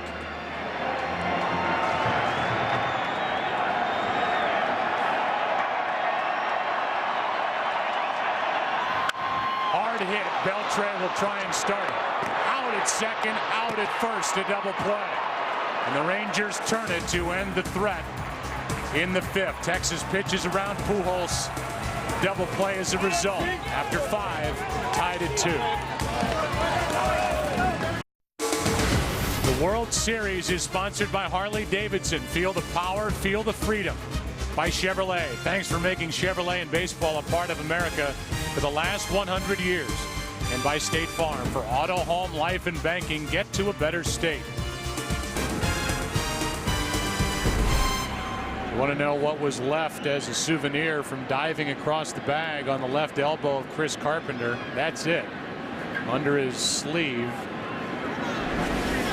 He's just checking it out as the top of the order bats for the Rangers in a 2-2 game in the 6th inning, and miraculously Tim McCarver, both starters are in the game for the Rangers and the Cardinals. Yeah, going into the 6th inning, but it's a tie ball game, so both strong bullpens. The Rangers, only the 2nd time in the 154 year. Here's a little flare into right, and that is going to drop for a base hit. Leadoff man is on for the Rangers. It's Kinsler with Elvis Andrus coming up. So I can slow that down a little bit.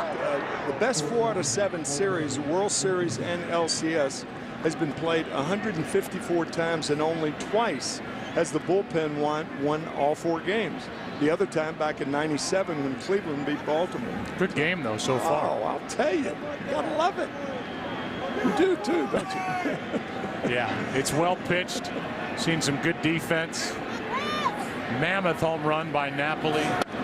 Good piece of hitting by Berkman for a 2-run single, and that's it. And what we both think, at least I do, and I believe you do, is a pretty evenly matched World Series going in. Hot offenses and great bullpens. The surprise in the bullpen lies with the Cardinals, who struggled about half the year. Here's a 1-0. And the bunt is a good one. The play is at first, and the sacrifice is good from Elvis Andrus, with Pujols feeding Punto at the bag. 1 out, and Josh Hamilton will bat the Geico in-game box score for the Rangers. Kinsler has a couple of hits. He's at 2nd now with 1 out. Elvis Andrus just dropped down that bunt. A double for Beltre, a single. Came up in the National League with the Dodgers, so he's well aware of being in St. Louis. The temperature's down, and Napoli with that 2-run home run last inning.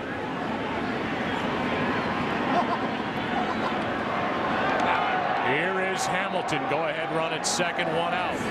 Ball 1 bounces in. Josh is grounded out, struck out, and he is bothered by a severely strained left groin.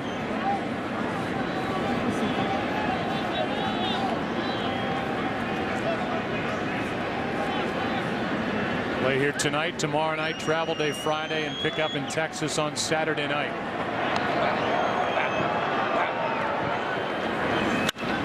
This ball into center field. John Jay is there. Tagging is Kinsler. And the throw is stopped by Furcal. Runner at 3rd, 2 out.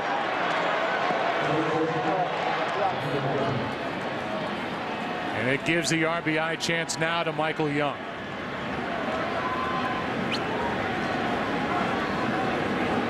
One thing that a guy like Yadier Molina gives to a pitcher is the confidence of throwing a breaking ball in the dirt. And that could be a very, very important thing for Chris Carpenter because Molina moves around so well behind the plate. So here is the guy that was number 3 in the American League, hitting .338. Michael Young, the face of this franchise. First popped into the big leagues in 2000. Bending back from a good bender from Carpenter, strike 1. That's a good curveball. Yeah, you can't be afraid if you're a pitcher of throwing the ball in the dirt. You have to have full confidence in your catcher in making that play and keeping the ball out in front. Here's the 0-1. Good pitch in on the hand, strike 2.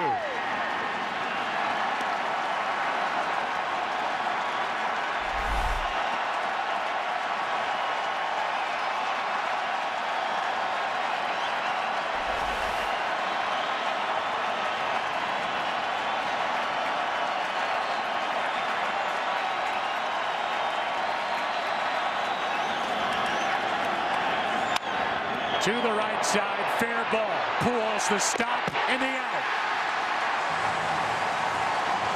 Not an easy play, and Pujols and Carpenter pulled it off to save a run. He doesn't just hit, he can play defense. Still tied after 5.5. Tim, I don't know if you know this, but this is a best of 7. Yeah, I do. In the World Series. Familiar with that. And tomorrow night we're back at it at 7:30 Eastern, 4:30 Pacific in a matchup of Colby Lewis and Jaime Garcia. Right-hander and a left-hander right here on Fox. Lance Berkman first up, 2-2 game, bottom of the 6th, and ball 1 down and away from C.J. Wilson.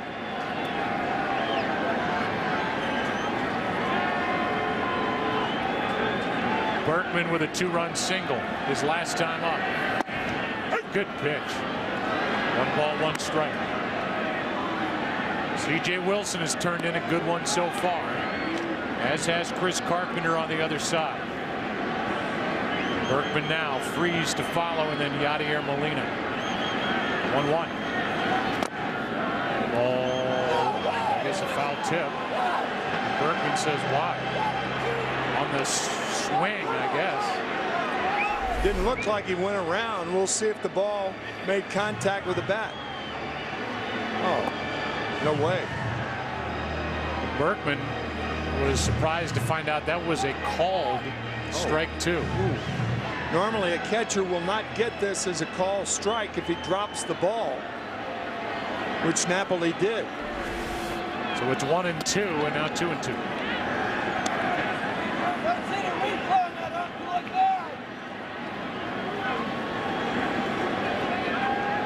Good start to this World Series, the 107th World Series.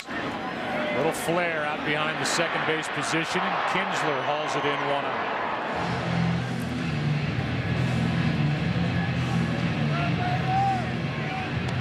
That'll bring in David Freese.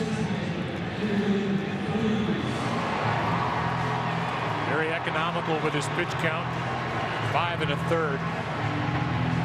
All the conversation being about the bullpens and lack of good starting pitching in both the ALCS and NLCS. Both pitchers could be the pitcher of record going into the 7th. Good pitch again. Wilson really hitting his spots. Strike 1. Yeah, the starters for Texas, they are underrated, even though they had a bad LCS. 5 starters for the Rangers, won 13 or more games. During the regular season, their starting rotation, the Rangers, had a 3.65 ERA. As Mike Maddox, their pitching coach, this postseason came in with a 5.62 ERA.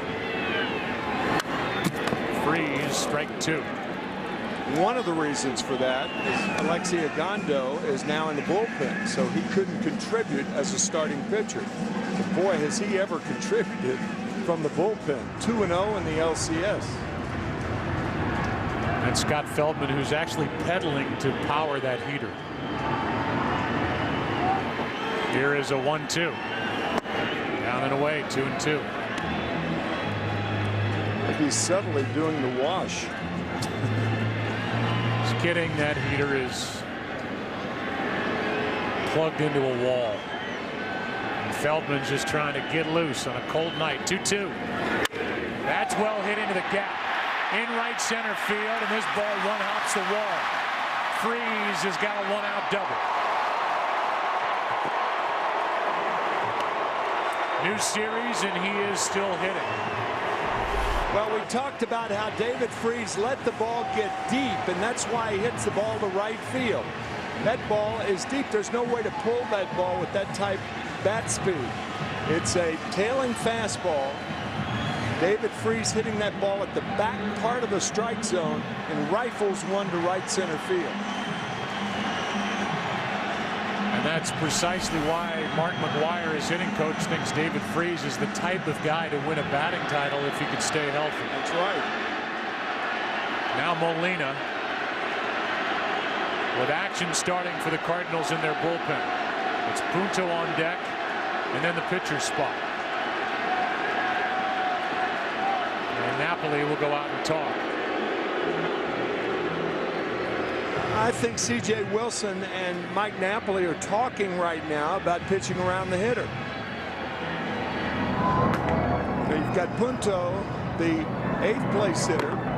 Not only that, but if you do get down to the pitcher spot, it looks like Salas will be the pitcher in the top of the 7th inning. Antonio LaRussa will pinch hit for Chris Carpenter. No action for the Rangers in their pen. Molina fouls away strike one.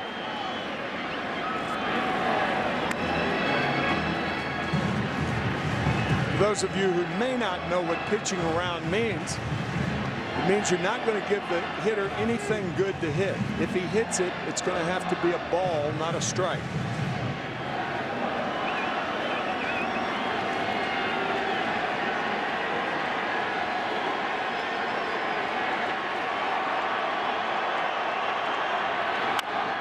That one inside, and Molina pulls it foul, strike two. That reminds me of the roster changes that each side made coming into this round. Koji Uehara is off the list. Same for Tadayama, a couple of right-handed relievers. Ron Washington added a third catcher in Matt Trainer, and Mark Lowe, a right-hander in his bullpen. Here's the 0-2.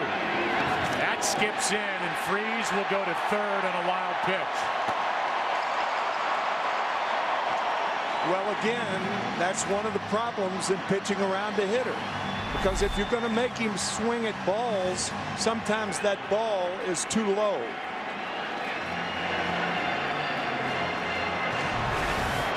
Now the infield comes in. The RBI chance is easier for Molina.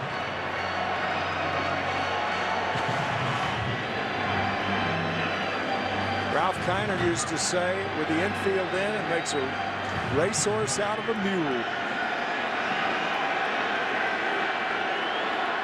Molina being asked to give the Cardinals the lead here in the 6th. Fought it off.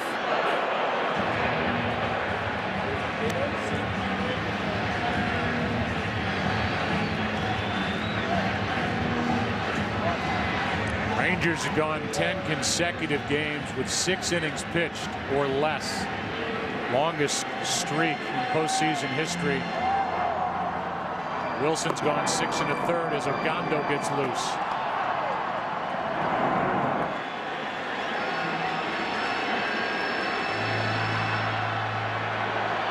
Five and a third for C.J. Wilson, trying to get through the 6th, and he is in a jam here as Molina is putting together a pretty good fight. Still 1-2.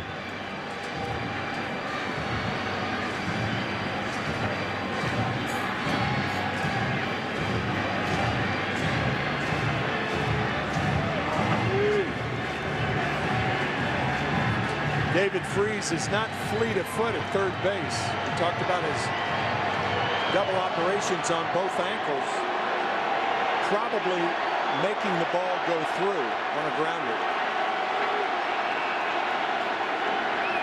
Molina strikes out. Out number 2, and he chased one off. Well, we talked about pitching around, and it appeared that C.J. Wilson did exactly that. The first pitch, the best pitch to handle. With Molina 0-2, the wild pitch, wearing him out inside and goes up the ladder to get him. Good piece of pitching by C.J. Wilson to get Molina. And so now the decision for Ron Washington. You've got Punto at the plate. Carpenter on deck, but Salas in the bullpen, and a guy like Alan Craig on the bench. Well, you get Chris Carpenter out of the game if you intentionally walk Punto. Unless Fernando Salas is a decoy in the bullpen. So we'll see. Now they're going to pitch to Punto. Looking for a 2-out hit. Ball 1. Yeah, that's one of the problems. Folks in Arlington holding their breath.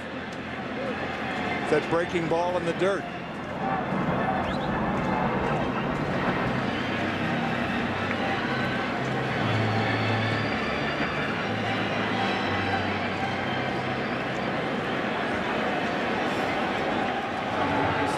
C.J. Wilson trying to pitch around that 1-out double by Freese. 2-2 game, runner at third, 2 out. McGann in the dirt, and Napoli is there to block it, ball 2.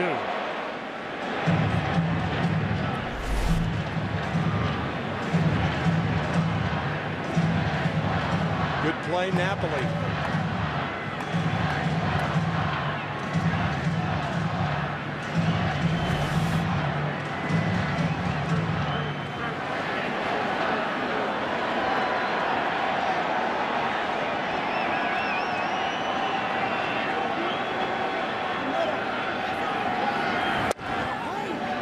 That's ball 3. The decision making here momentarily could go to the other dugout. Yeah, I think you go ahead and put him on right here, trying to climb back.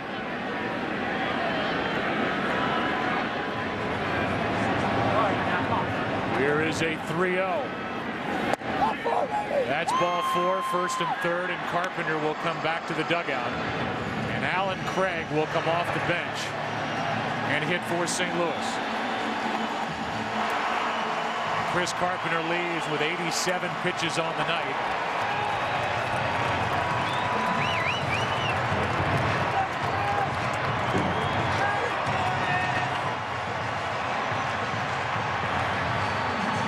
And Alan Craig, who had a big pinch hit off LaTroy Hawkins in Game 6, a bouncer up the middle to score a couple. With bat with runners at the corners, 2 out.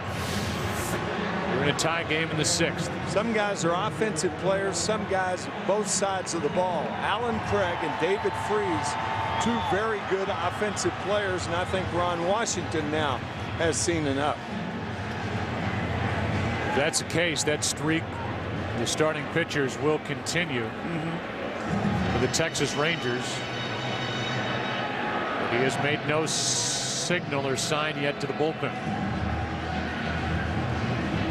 I think Ron is biding time right now, and yeah. That's it for C.J. Wilson. Cannot get through 6. And while the Rangers switch pitchers, Jenny O wants to remind you to make the switch to Turkey. All right. As Ogando comes in, Alan Craig coming up. Tie game in the 6th. You pull and don't push that door.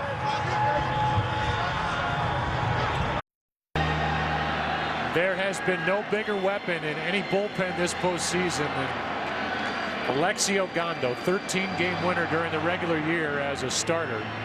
This guy has been shut you down good out of the bullpen. I mean, just electric stuff. We mentioned it earlier. He made the All-Star team that was played in Phoenix this year as a starting pitcher. And here he is coming in key relief spots. First and third, 2 out. Alan Craig off the bench. Ball 1 outside, 97. From Alexi Ogando, and C.J. Wilson goes 5 2/3. He walks 6. 2 intentional walks, 4 strikeouts. So far he's allowed 2. Craig trying to crank it up, 96, and it's 1-1.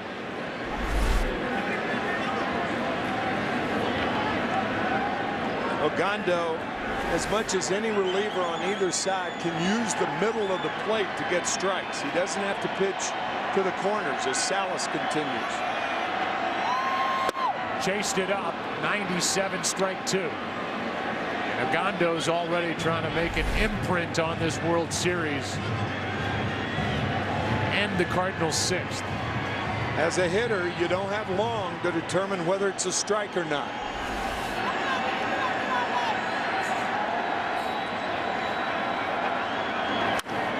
Into right. Cruz will make a catch, and now it's dropped. 1 run scores. Punto holds at third, and the Cardinals lead 3-2. Nelson had it for a moment. It got away. And Alan Craig delivers off the bench for the Cardinals in the 6th. Fastball, and the ball is tailing away from Nelson Cruz. Watch. Diving. I'll never have it. Nope. Hits his ankle, fortunately for the Rangers. Otherwise, if that ball gets by, Punto certainly would score.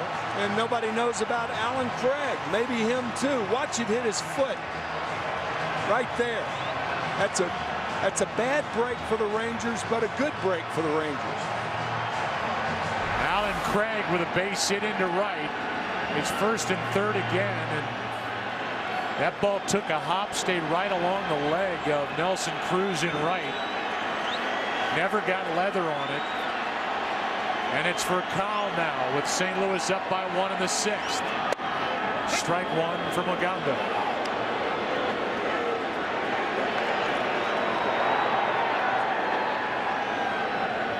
For Kyle 0 for 1 with 2 walks.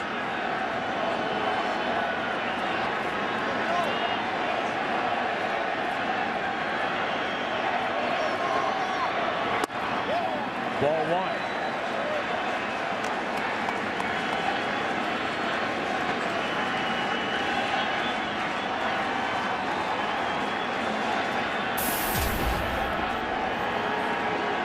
They pitched around Punto.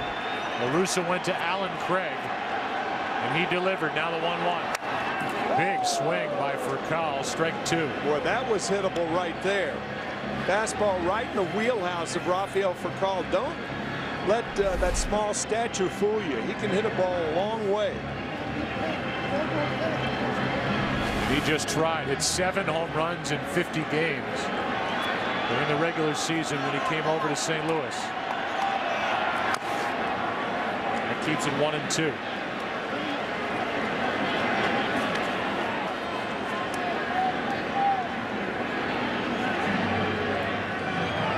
So back to a battle of the bullpens.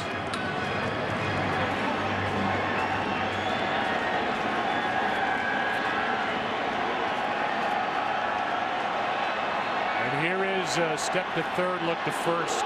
Nobody budged.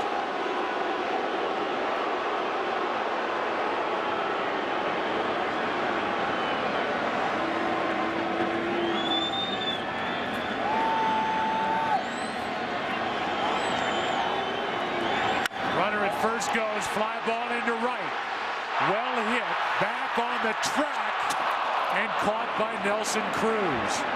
With a little extra reach and lunge at the end. Cardinals regain the lead on a pinch hit single by Alan Craig. 3-2 after 6. Back after this from your local Fox station. Now the Cardinals dip into their bullpen as Fernando Salas takes over. For a while he was the Cardinal closer. Cardinals have used 4 different closers during the course of the regular season. Jason Mott has settled into that role as Adrian Beltre was up there ready to hammer and fouled it straight back, and you can see he's frustrated that that thing isn't bouncing off somebody in the bleachers. And tying the game. Instead, it's strike one. Cardinals lead 3-2. That's inside for ball one. Beltre, Cruz, and Napoli. 5, 6, and 7 hitters. Each bullpen is quiet, although a lefty cranks it up for the Rangers in their pen. That's inside and pulled foul. Strike two. Those are two grown men swings right there by Beltre. That first one foul straight back and just tomahawked that second foul ball.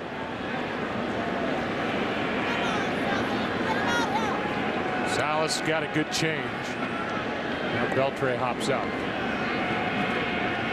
Fastball in the low to maybe mid-90s for Salas. Michael Gonzalez, a left-hander, getting loose for Texas. Another foul.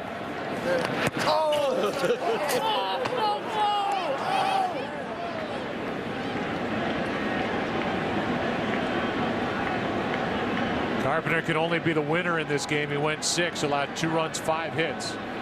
Struck out 4, walked 1, allowed the home run to Napoli. He's due up 3rd in this 7th. 2-2.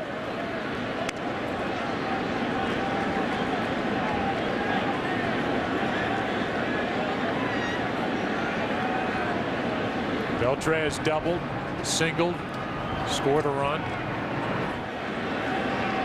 Here's a 2-2 pitch. Broken back, ground ball to Punto.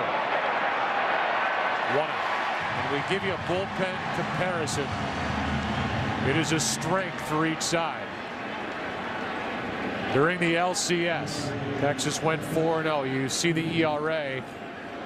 3-0 out of the Cardinal bullpen. The only win for the Cardinals outside their pen was Carpenter in Game 3 here in St. Louis, and the opponent's average against. But what you said is dead on. It's kind of ironic as Nelson Cruz steps in that the bullpen has been a strength here in the postseason. As this ball is into left center, and the tying run is on with 1 out here in the 7th. Well, going back to that play, the strength of the Rangers, you might say, was not having more damage loom behind Nelson Cruz. It hits his ankle. And interestingly, there's no one to trail the play because it doesn't do Josh Hamilton, the center fielder, any good. He stays there.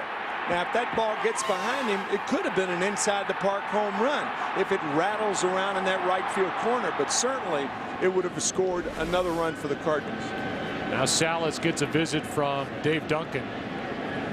As Zepchinski, a left-hander, gets loose. David Murphy on deck after Napoli, who is going to be the hitter 1 on, 1 out. Tonight's Volkswagen Passat trivia question: who is the only pitcher to pitch in more games than Arthur Rhodes, 900 of them, before making his first World Series? That's a good question. Arthur Rhodes, reliever that started with the Rangers and ended this season with the Cardinals.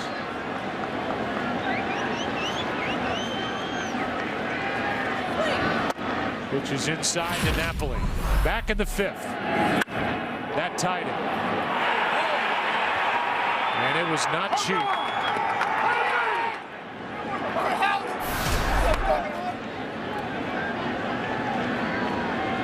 First American League catcher with a home run during the World Series since 01. Posada in Game 3 at Yankee Stadium against the Diamondbacks. Now the count's 2-0.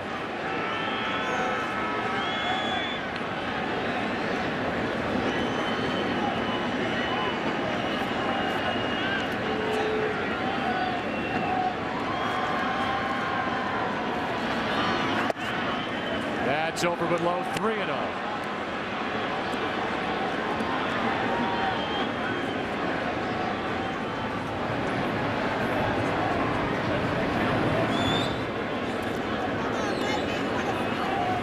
Rangers trailing by 1 as they bat here in the 7th.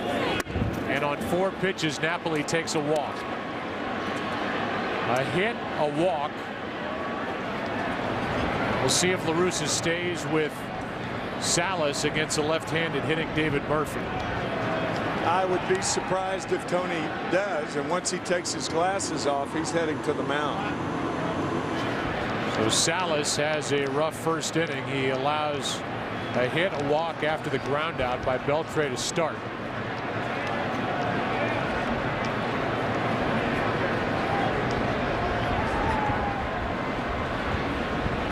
And Zepchinski is coming in. David Murphy coming up. He's at least the scheduled hitter. 2 on for the Rangers in the 7th as they trail by 1.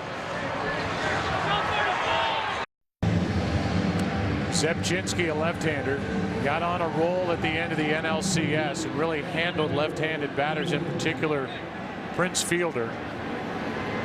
But he is a future starter. Started for a time in Toronto, working out of the bullpen. He can get right-handers, and he will have to here with Gentry digging in, Craig Gentry off the bench, to bat for David Murphy. Murphy is out, and Gentry will walk in with 2 on, 1 out, and the Rangers down by 1 here in the 7th.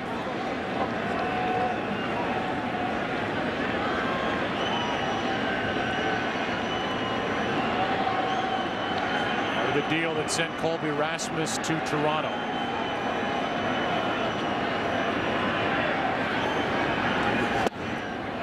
That's over but low, ball 1, and Octavio Dotel gets ready for the Cards in their pen. So the parade has started out of the bullpen for Tony La Russa. 2 on, 1 out. A look back at Nelson Cruz, the lead runner. He singled with 1 out. And a walk to Napoli.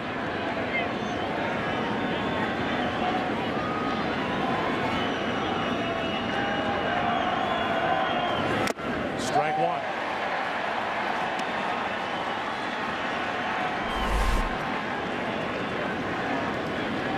Had a look at Alexio Gondo, who is on deck. He was an outfielder for 5 years with the Oakland Athletics before he was converted to a pitcher in 2005. But the reason he was converted, he can't handle the bat. They loved his arm, so he won't be hitting. Here's a 1-1. Foul back, strike 2.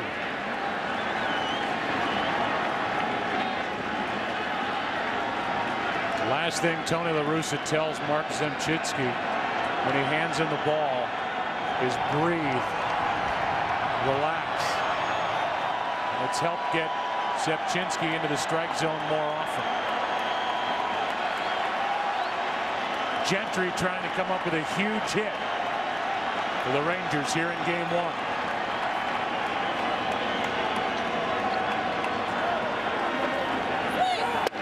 Got him looking, 2 out.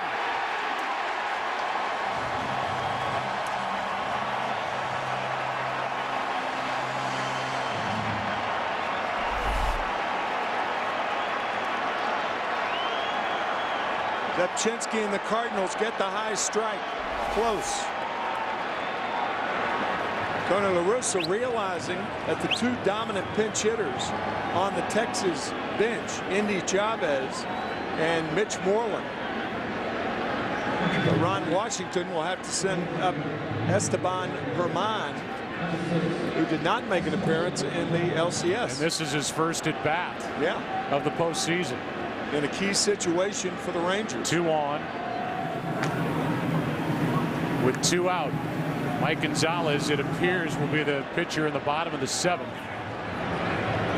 You know, this is one of the reasons why I'm surprised it's not a guy like Torey Alba. This is why the Rangers that's right. added another catcher. That's a very good point, Joe. So they could pinch hit, use one of their catchers and have one left, but it's not Torey Alba. It's Esteban Herman. Right on the money. Couldn't agree with you more. It's just strange. So Torrealba's left on the bench, and Herman will be the man. With 2 on, 2 out. Lead man is Nelson Cruz. Trail runner is Napoli, 2 out.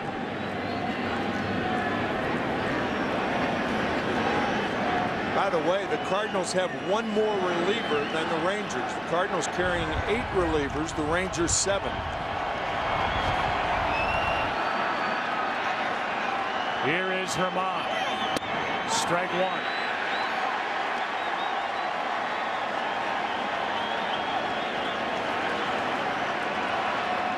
Herman has been in the box watching guys throw simulated games during the postseason, but nothing with any importance.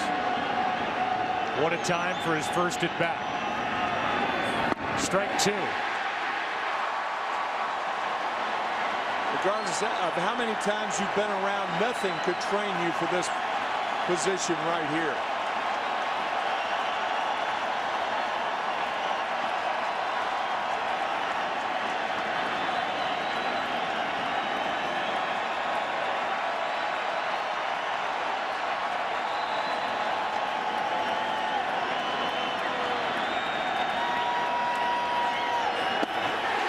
Inning over.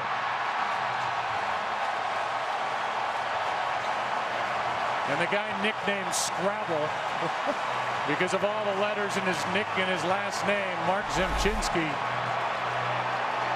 comes in to strike out 2. It's a 5-letter word, S-T-R-I-K-E.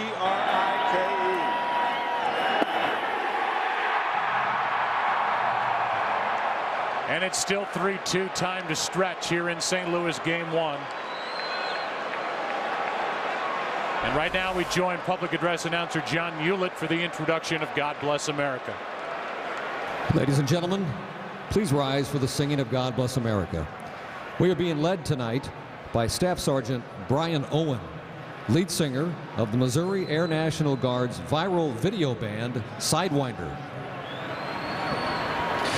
God bless America, land that I love. Stand beside her and guide her through the night with the light from above. From the mountains to the prairies, to the ocean, white with foam. God bless America, my home sweet home. God bless America, my home sweet home.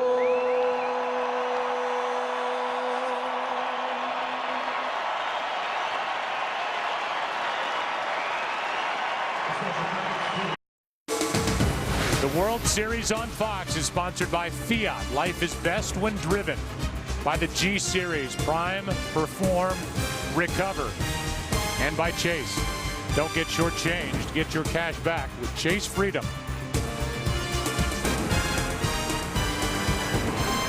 Josh Hamilton moves from center to left. Craig Gentry, who pinch hit and struck out in the top of this 7th, is into the game in center. He hit from Murphy, and now on the mound is Mike Gonzalez, who has done this so far this postseason. He will deal with John Jay, Albert Pujols, Matt Holliday, or just John Jay, as Scott Feldman is off the exercise bike and now on the mound getting loose.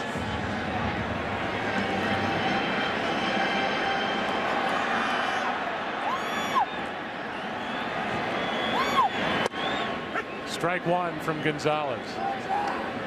By the way, I said strike had 5 letters. It has 6. I was figuring that out between innings. So that's why I was a bad Scrabble player. What can I tell you? Jay grounds to short. Elvis Andrus. Four-letter word. He is OUT. This is World Series game number 1, along with our producer Pete Macheska, our director, the best in the biz, Bill Webb. We've got Ken Rosenthal, Chris Rose, Eric Karros, and AJ Brzezinski, and Tim McCarver. I'm Joe. That's it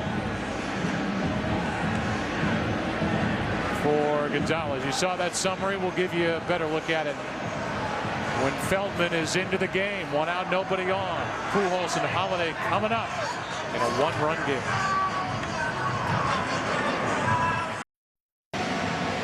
There's that game summary again. 3-2 as we're in the 7th. Napoli tied it with a 2-run shot in the 5th, but Alan Craig with a go-ahead pinch hit single in the 6th inning. First go-ahead RBI by a pinch hitter in the World Series since that thrilling '96 series between the New York Yankees, who Wade Boggs was playing for, in the Atlanta Braves. That's us.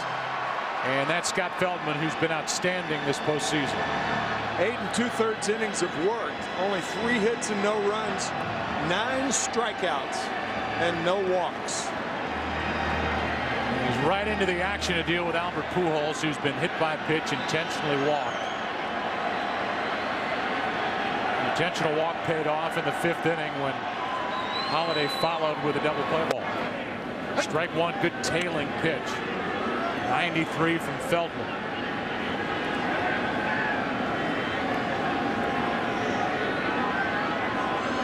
Gonzalez 1/3 of an inning. Same for Ogando.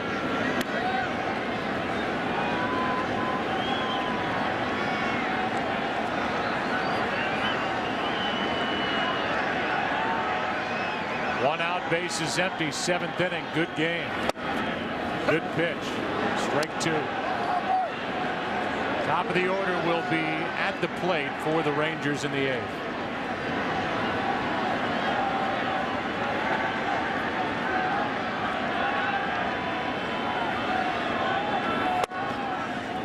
Ball 2. Octavio Dotel will be on the mound for the Cardinals.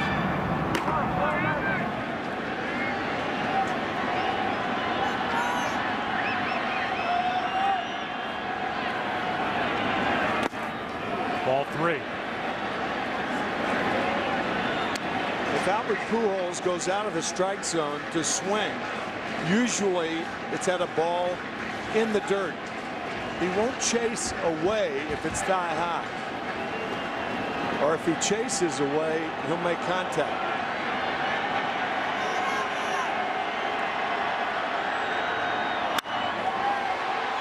Into center, Gentry slipped, but he recovers for out number 2.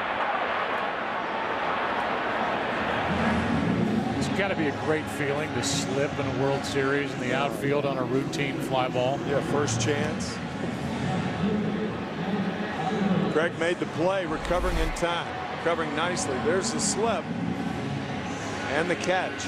They had to resod this field. U2 was here during the summer.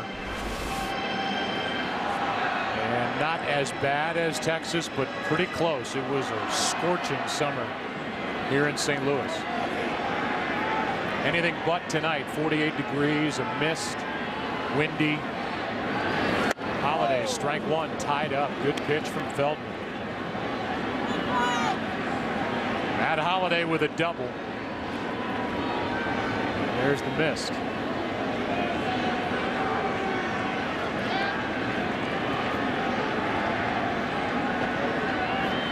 Two out and the base is empty. The 0-1, strike 2. Boy, those are 2 terrific pitches from Scott Feldman. The fastball in off the plate, and now the slider off the plate. I think Matt Holiday will see that pitch again. That slider away. Nope. Yep. Yep. Something away.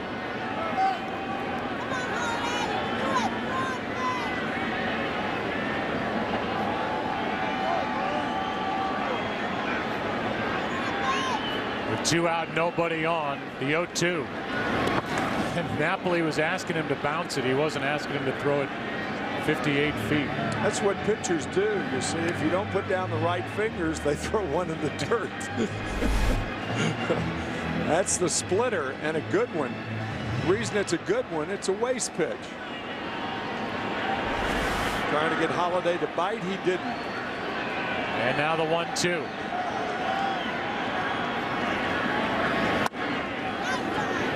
Outside, 2-2.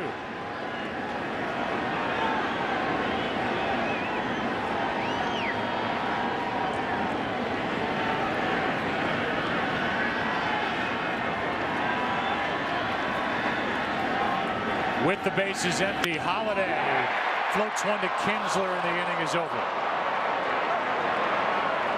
Nice work by the Texas bullpen in the 7th. We go into the 8th. Here in game 1. It's been fun. Good start to this series. St. Louis up 3-2. Tim Wisecup, winner of the Pepsi Max Field of Dreams contest, honed his pitching skills with Hall of Famer Johnny Bench. Bench will join other MLB legends on the Pepsi Max Field of Dreams team to play ball with Tim and 10 of his friends in Tim's hometown of Columbus, Ohio. How about that? Johnny Bench, the best player, best catcher to ever play the game. That's my view. Nobody else really was even close on both sides of the ball. You saw Descalso taking over at third for David Freese as Dotel comes in to pitch. First up is Ian Kinsler, top of the order. Dotel's got 2 hitters in his sight, and he just took care of the first. 1 out. Well, it's nice when you can come in a game, the first game of the World Series, throw 2 sliders and have the second one a check swing. Easy out for Dotel. And this is the second hitter. You've got the left-handed hitting Hamilton on deck. And that's why Arthur Rhodes, the left-hander, is getting ready for the Cardinals in their bullpen. And if Hamilton gets on, back to the right-handed hitting Young. That's why Lance Lynn is getting loose. Here's Elvis Andrus. Strike 1 from Dotel. It really wasn't talked about much in that deal the end of July when the Cardinals made that 3-team trade in Toronto and the White Sox, but Dotel has brought a lot to this Cardinal bullpen. Experience, and he has lightened the mood down there. Strike 2, and he's still got good stuff. I'll say his 12th major league team. That ties Ron Vallone, a left-handed pitcher, and Mike Morgan, a right-handed pitcher, for the most teams in the major leagues. All 3 pitched for the Cardinals. Right.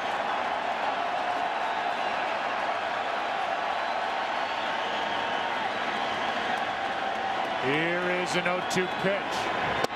Got him on 3 straight. 2 out.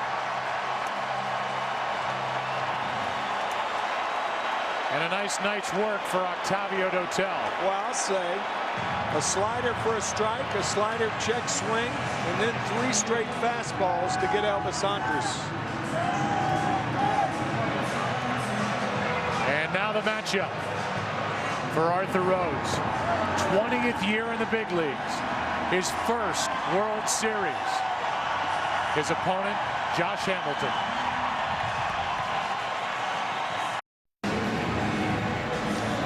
Arthur Rhodes has one objective here tonight, and that's to get Josh Hamilton. Ken Rosenthal is with us. Ken, what is Arthur Rhodes doing in the dirt? Well, he is scrolling the initials of his late son Jordan into the dirt. He lost his son Jordan at the age of 5 to an undisclosed illness in December 2008. He told me, I'm going out there to play for my little boy. This first one, his first World Series, is for him. Hamilton first up against Rhodes. 2 out, nobody on. Dotel got the first 2 in the 8th. And Arthur Rhodes, who started this season with the Rangers and now ends this season facing the Rangers in the World Series, brings it home to his former teammate. And just missed outside, 2-0. In fact, Arthur Rhodes is being paid only $100,000 by the Cardinals and $1.1 million by the Rangers. So he's pitching against a team that pays most of his salary. Here's a 2-0. Off the hands, 2-1. And now Mott, the closer, has replaced Lance Lynn with 2 out in the inning. Mike Adams on the other side, but if Hamilton reaches here in the 8th, it'll be Mott. Here is a 2-1. 3-1. On deck is Michael Young. Rhodes was cut loose in August. The Rangers and John Daniels made those additions to their bullpen. He was expendable. What does Hamilton do on 3-1? He fouls it a full count.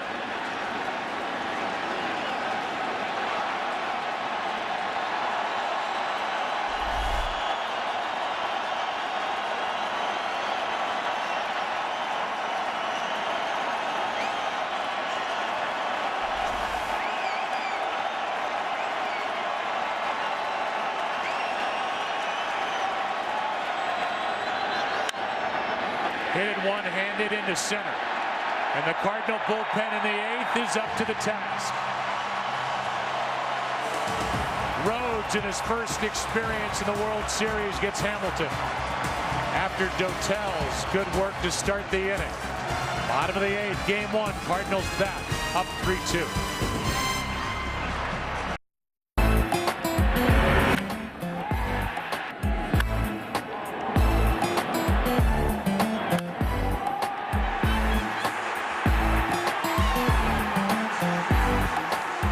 RBI by Alan Craig in a pinch hitting appearance. The difference in the game. 3-2 as we go to the bottom of the 8th. Tonight's Volkswagen Passat. Trivia question: the only pitcher to pitch in more games than that man, Arthur Rhodes, 900 before making his first World Series. The answer: John Franco, who appeared in 940 games before his 2000 New York Mets reached the World Series. They lost that series to the Yankees. On a Luis Sojo hit up the middle off Al Leiter. Where were you when that happened?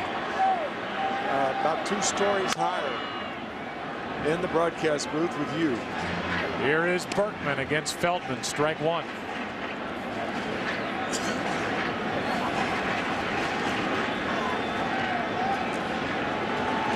That's how good the bullpen work has been across baseball during the postseason. That includes the division series. 29-0 are teams when leading after 7.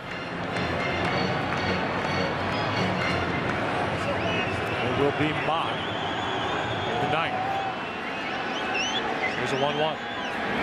And it will not be easy for Mott. The Rangers have the right guys coming up: Young, Beltre, and Nelson Cruz.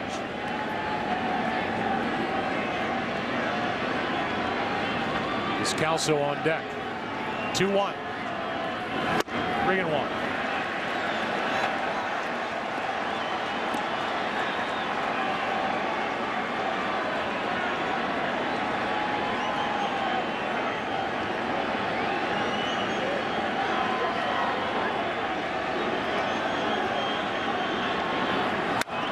Off the end of the bat.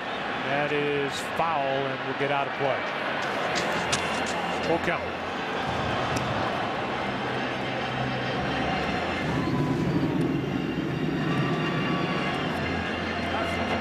As fans have packed in here on a 48-degree night, it has been raining the last few innings. It rained most of the day. They've been treated to a good start to this World Series. Good game, well played. 3-2 pitch and a 3-2 game. And Berkman tests Kinsler, and he's on to start the 8th. Infield hit with Descalso coming up. The World Series on Fox is sponsored by Audi, truth in engineering, by Pepsi Max, 0 calories, maximum Pepsi taste, and by Jenny O. Make the switch. Look for Jenny O Turkey at a store near you. Fine play by Ian Kinsler. but he couldn't get Lance Berkman. And you got to figure with Daniel DeCelso up there, that Descalso, I beg your pardon, that Daniel will be up there to bunt. And then what do you do with Molina, Punto, and a pinch hitter down the line? All sorts of things turning for both managers.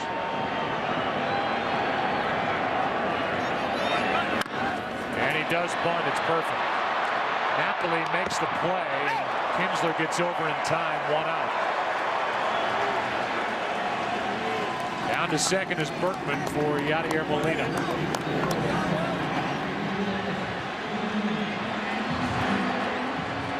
There's the night for Molina. 2 ground outs, a strikeout.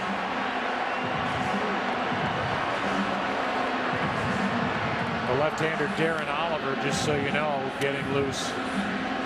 The Rangers in their pen. He's getting ready for Skip Schumacher, who could be in the hold and be the pinch hitter for Arthur Rhodes. A lot of wheels turning here in the 8th. There's Mott. Getting ready for the 9th. And Yadi chant for Molina. Fouls it away, strike 1. Glad you're watching on Fox. Top of the hour, 10 o'clock here in St. Louis, 11 in the East, 8 out West. Game 1 of the World Series. Cardinals led 2-0 in the 4th, tied it. The Rangers did in the 5th on a home run by Napoli. Cardinals regain the lead. Pinch hit RBI single by Craig off Ogando in the 6th. Ball 1 to Yadier Molina. Back at it tomorrow night. Colby Lewis, Jaime Garcia. There's a former Cardinal, Darren Oliver.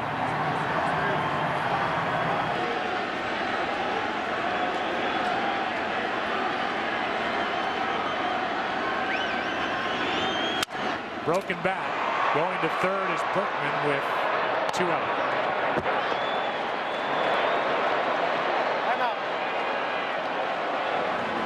And now it's Nick Punto with a runner at third, 2 down. Feldman trying to keep this a 1-run game for the big bats coming up in the 9th. We're going to have some matchups in the 9th with Mott against Young, Beltre, and Cruz.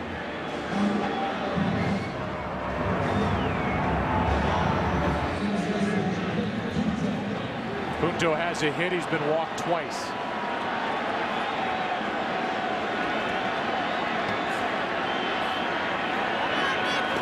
Strike 1.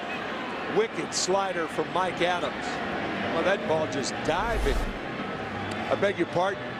Scott Feldman. Good slider to get ahead of Punto. Big run sitting over at third base with 2 out. Feldman will work from the windup.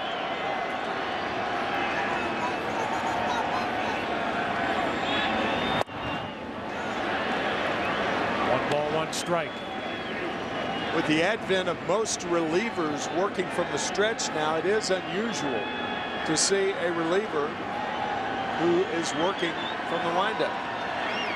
Gives the guy on third a bit more of a chance to score on a wild pitch. Punto hits it foul. And that's strike 2.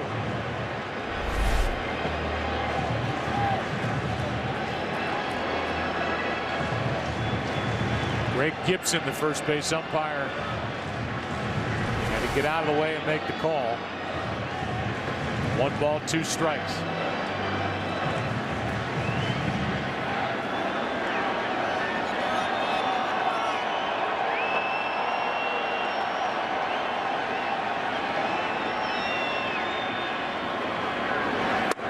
Inside, 2-2.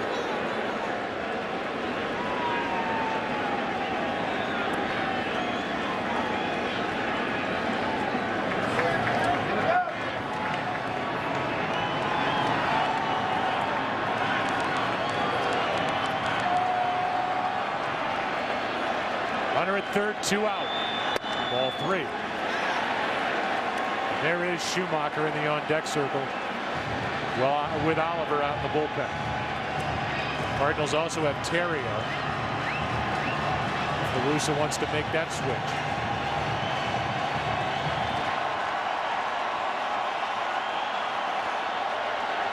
Here is a 3-2. And Punto strikes out looking. Good work by Feldman. And he keeps it a 1-run game with that guy set to lead it off. Michael Young, Adrian Beltre, Nelson Cruz coming up. Big bats for the Rangers. Down by 1 into the 9th.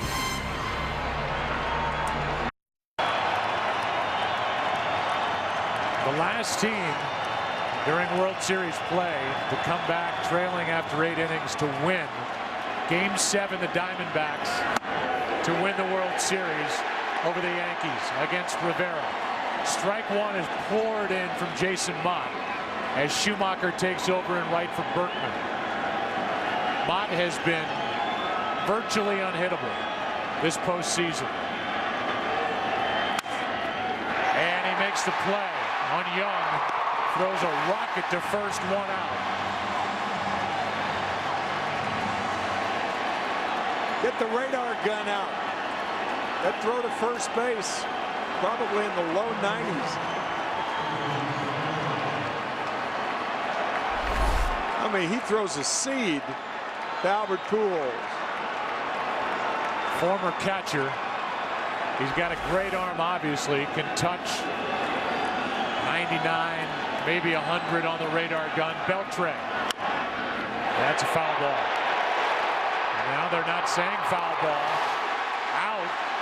The home plate umpire never made the call. And right now they've got 2 outs on the board. This conjures up the famous shoe polish play in the 1969 World Series when Earl Weaver was run from a game. Check it out. Sure looked like it hit his left foot. You know what, though, Joe? A batter can't act that quickly. Here it is on our unusual camera. It looked like, I don't know. Well, it did, Mickey. It did. A hitter cannot react that quickly. If he feels the ball hit him, he doesn't run the ball out. So if he doesn't run the ball out, to me, that's the best evidence for an umpire to call. If he didn't see it, obviously it was not seen from the field. But it just off the left toes. But you can't go down like that. You're not doing an acting job. Your job is to get on first base. Nobody can think that quickly. Let's take another look and see if there's anything that lights up. And right off the tip of the shoe. Right off the toes. That ball nicked him. But it's out number 2. That's right.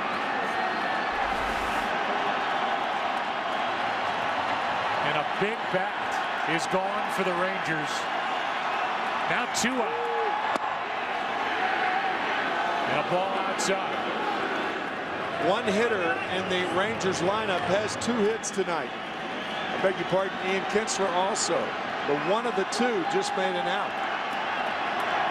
And here's the guy nobody could get out last round.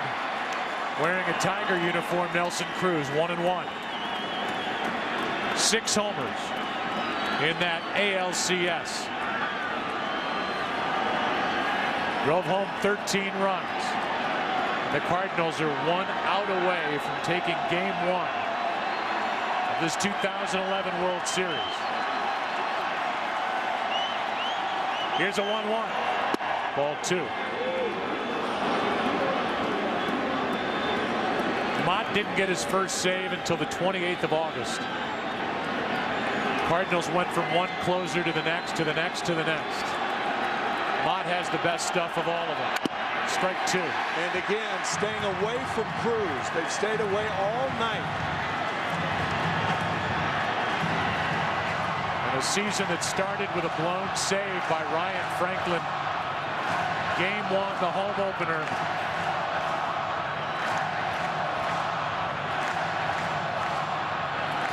they've kind of taken to the new closer around here.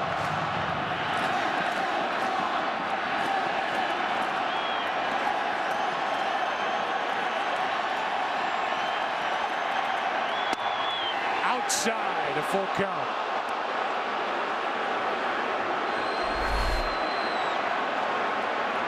Good call by Jerry Lane, the home plate umpire. Cruz trying to tie it with one swing or just get Napoli to the plate, who is homered tonight.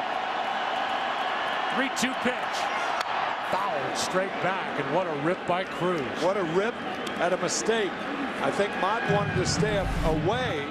Came inside. You could see Molina setting up a way, that ball drifting back to the middle of the plate. Cruz missed it. Channing lets go Mott.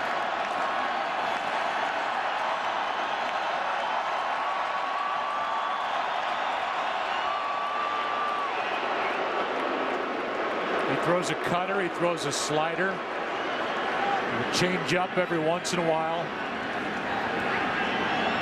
Nelson Cruz, the most feared hitter in this Texas lineup right now, waits for a 3-2. And that's one into left center field. Coming to get it to end the night is Holiday. And the Cardinals win game 1, 3-2.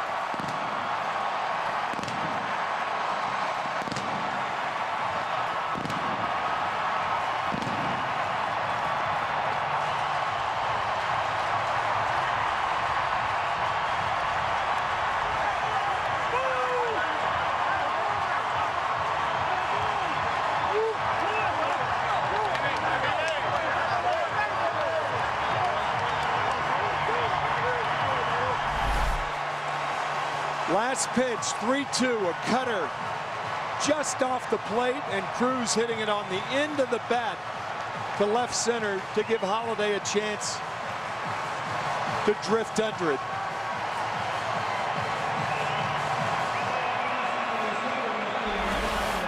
And the Cardinals, who crashed this postseason party and just will not go away, lead this World Series 1-0 in the best play of tonight's game. Brought to you by the Audi A8. True greatness should never go unrecognized. Just out of the reach of Nelson Cruz in right. The game-winning pinch hit single for Alan Craig. And he's with Ken Rosenthal. Ken. Thanks, Joe. Alan, first and third, 2 out in the 6th. Alexi Ogando on the mound. Tell me about the at-bat. Man, he's tough. You know, he came right at me with fastballs, and, you know, I missed the first 2. You know, that last one, I was trying to get the barrel on it, you know, make the defense make a play, and, you know, fortunate I kept it fair, and, you know, Cruz made a great attempt on that. It was a great play all around. What did you know about Ogando coming in? How much video had you seen? Seen a little bit. I know he throws hard, and confirmed that when I was in the box. You know, he brings it pretty good, and you know, he's got great stuff. Talk about Carpenter tonight and also your bullpen.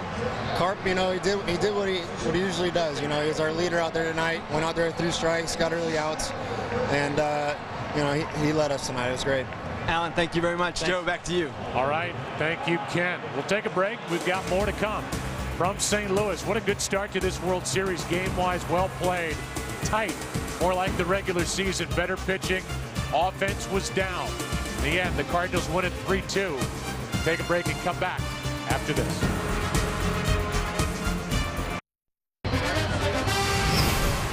Welcome to the Chevrolet World Series postgame show on Fox. On a chilly night, a win warms the city of St. Louis. Cards take game 1 of the best of 7 series over the Texas Rangers, 3-2, your final.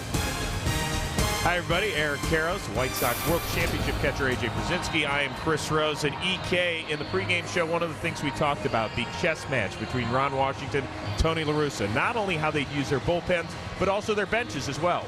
You know, a great illustration to the bottom of the 6th, where Tony La Russa got into an opportunity to drive in a run with his ball club. Got a runner out on base, got Alan Craig. This is your one shot. You're going against Ogando. Ogando had thrown 2 fastballs by him, and then this one, a low one. Alan Craig drives in the runner right there. La Russa's one shot. He goes for the big one. Alan Craig pays off. Now, Ron Washington, the top of the 7th, he's got runners out there. He pinch hits Greg Gentry. Okay, I get that.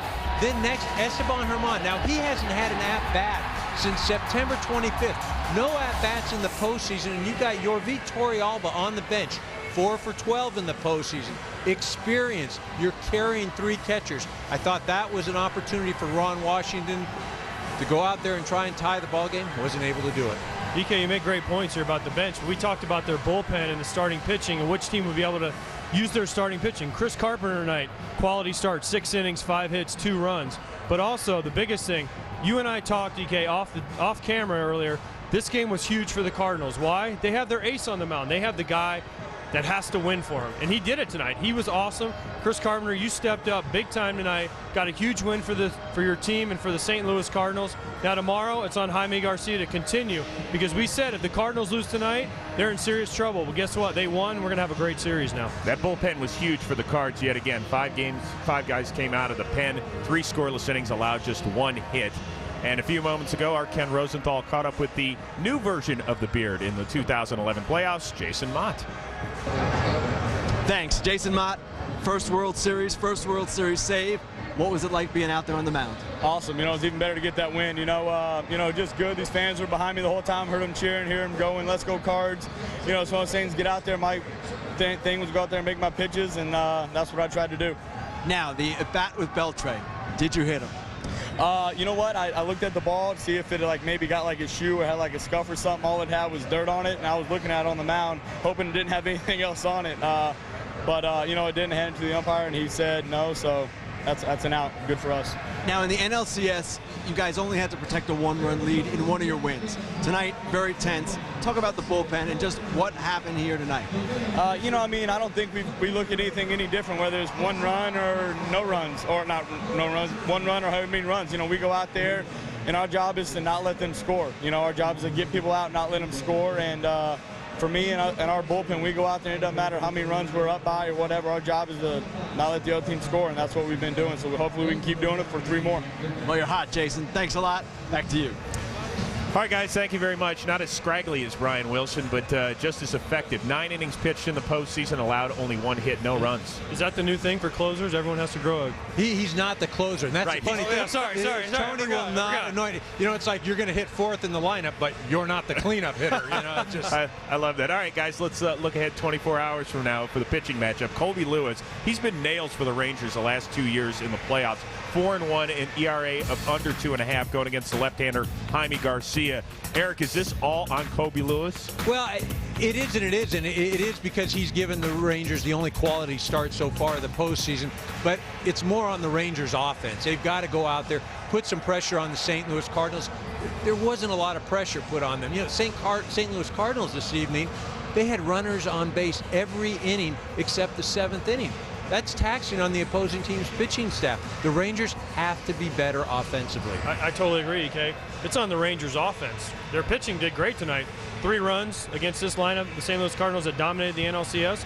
They got to hit. They got to find a way to get guys on base, put pressure. They tried in the first inning. Kinsler leadoff single. Molina throws him out stealing.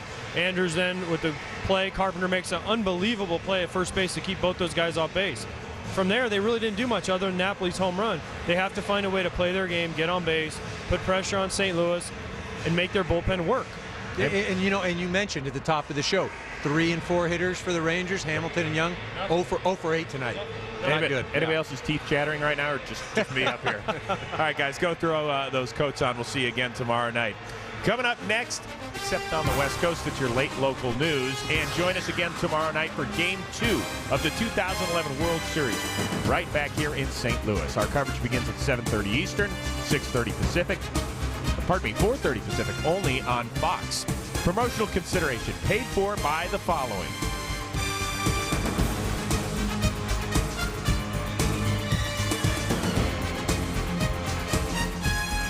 For more information on tonight's game and the latest in Major League Baseball news, simply log on to foxsports.com on MSN, the world's favorite sports site. For Joe, Tim, Eric, AJ, Ken, and the rest of our Fox crew, I'm Chris Rose saying so long from Busch Stadium in St. Louis.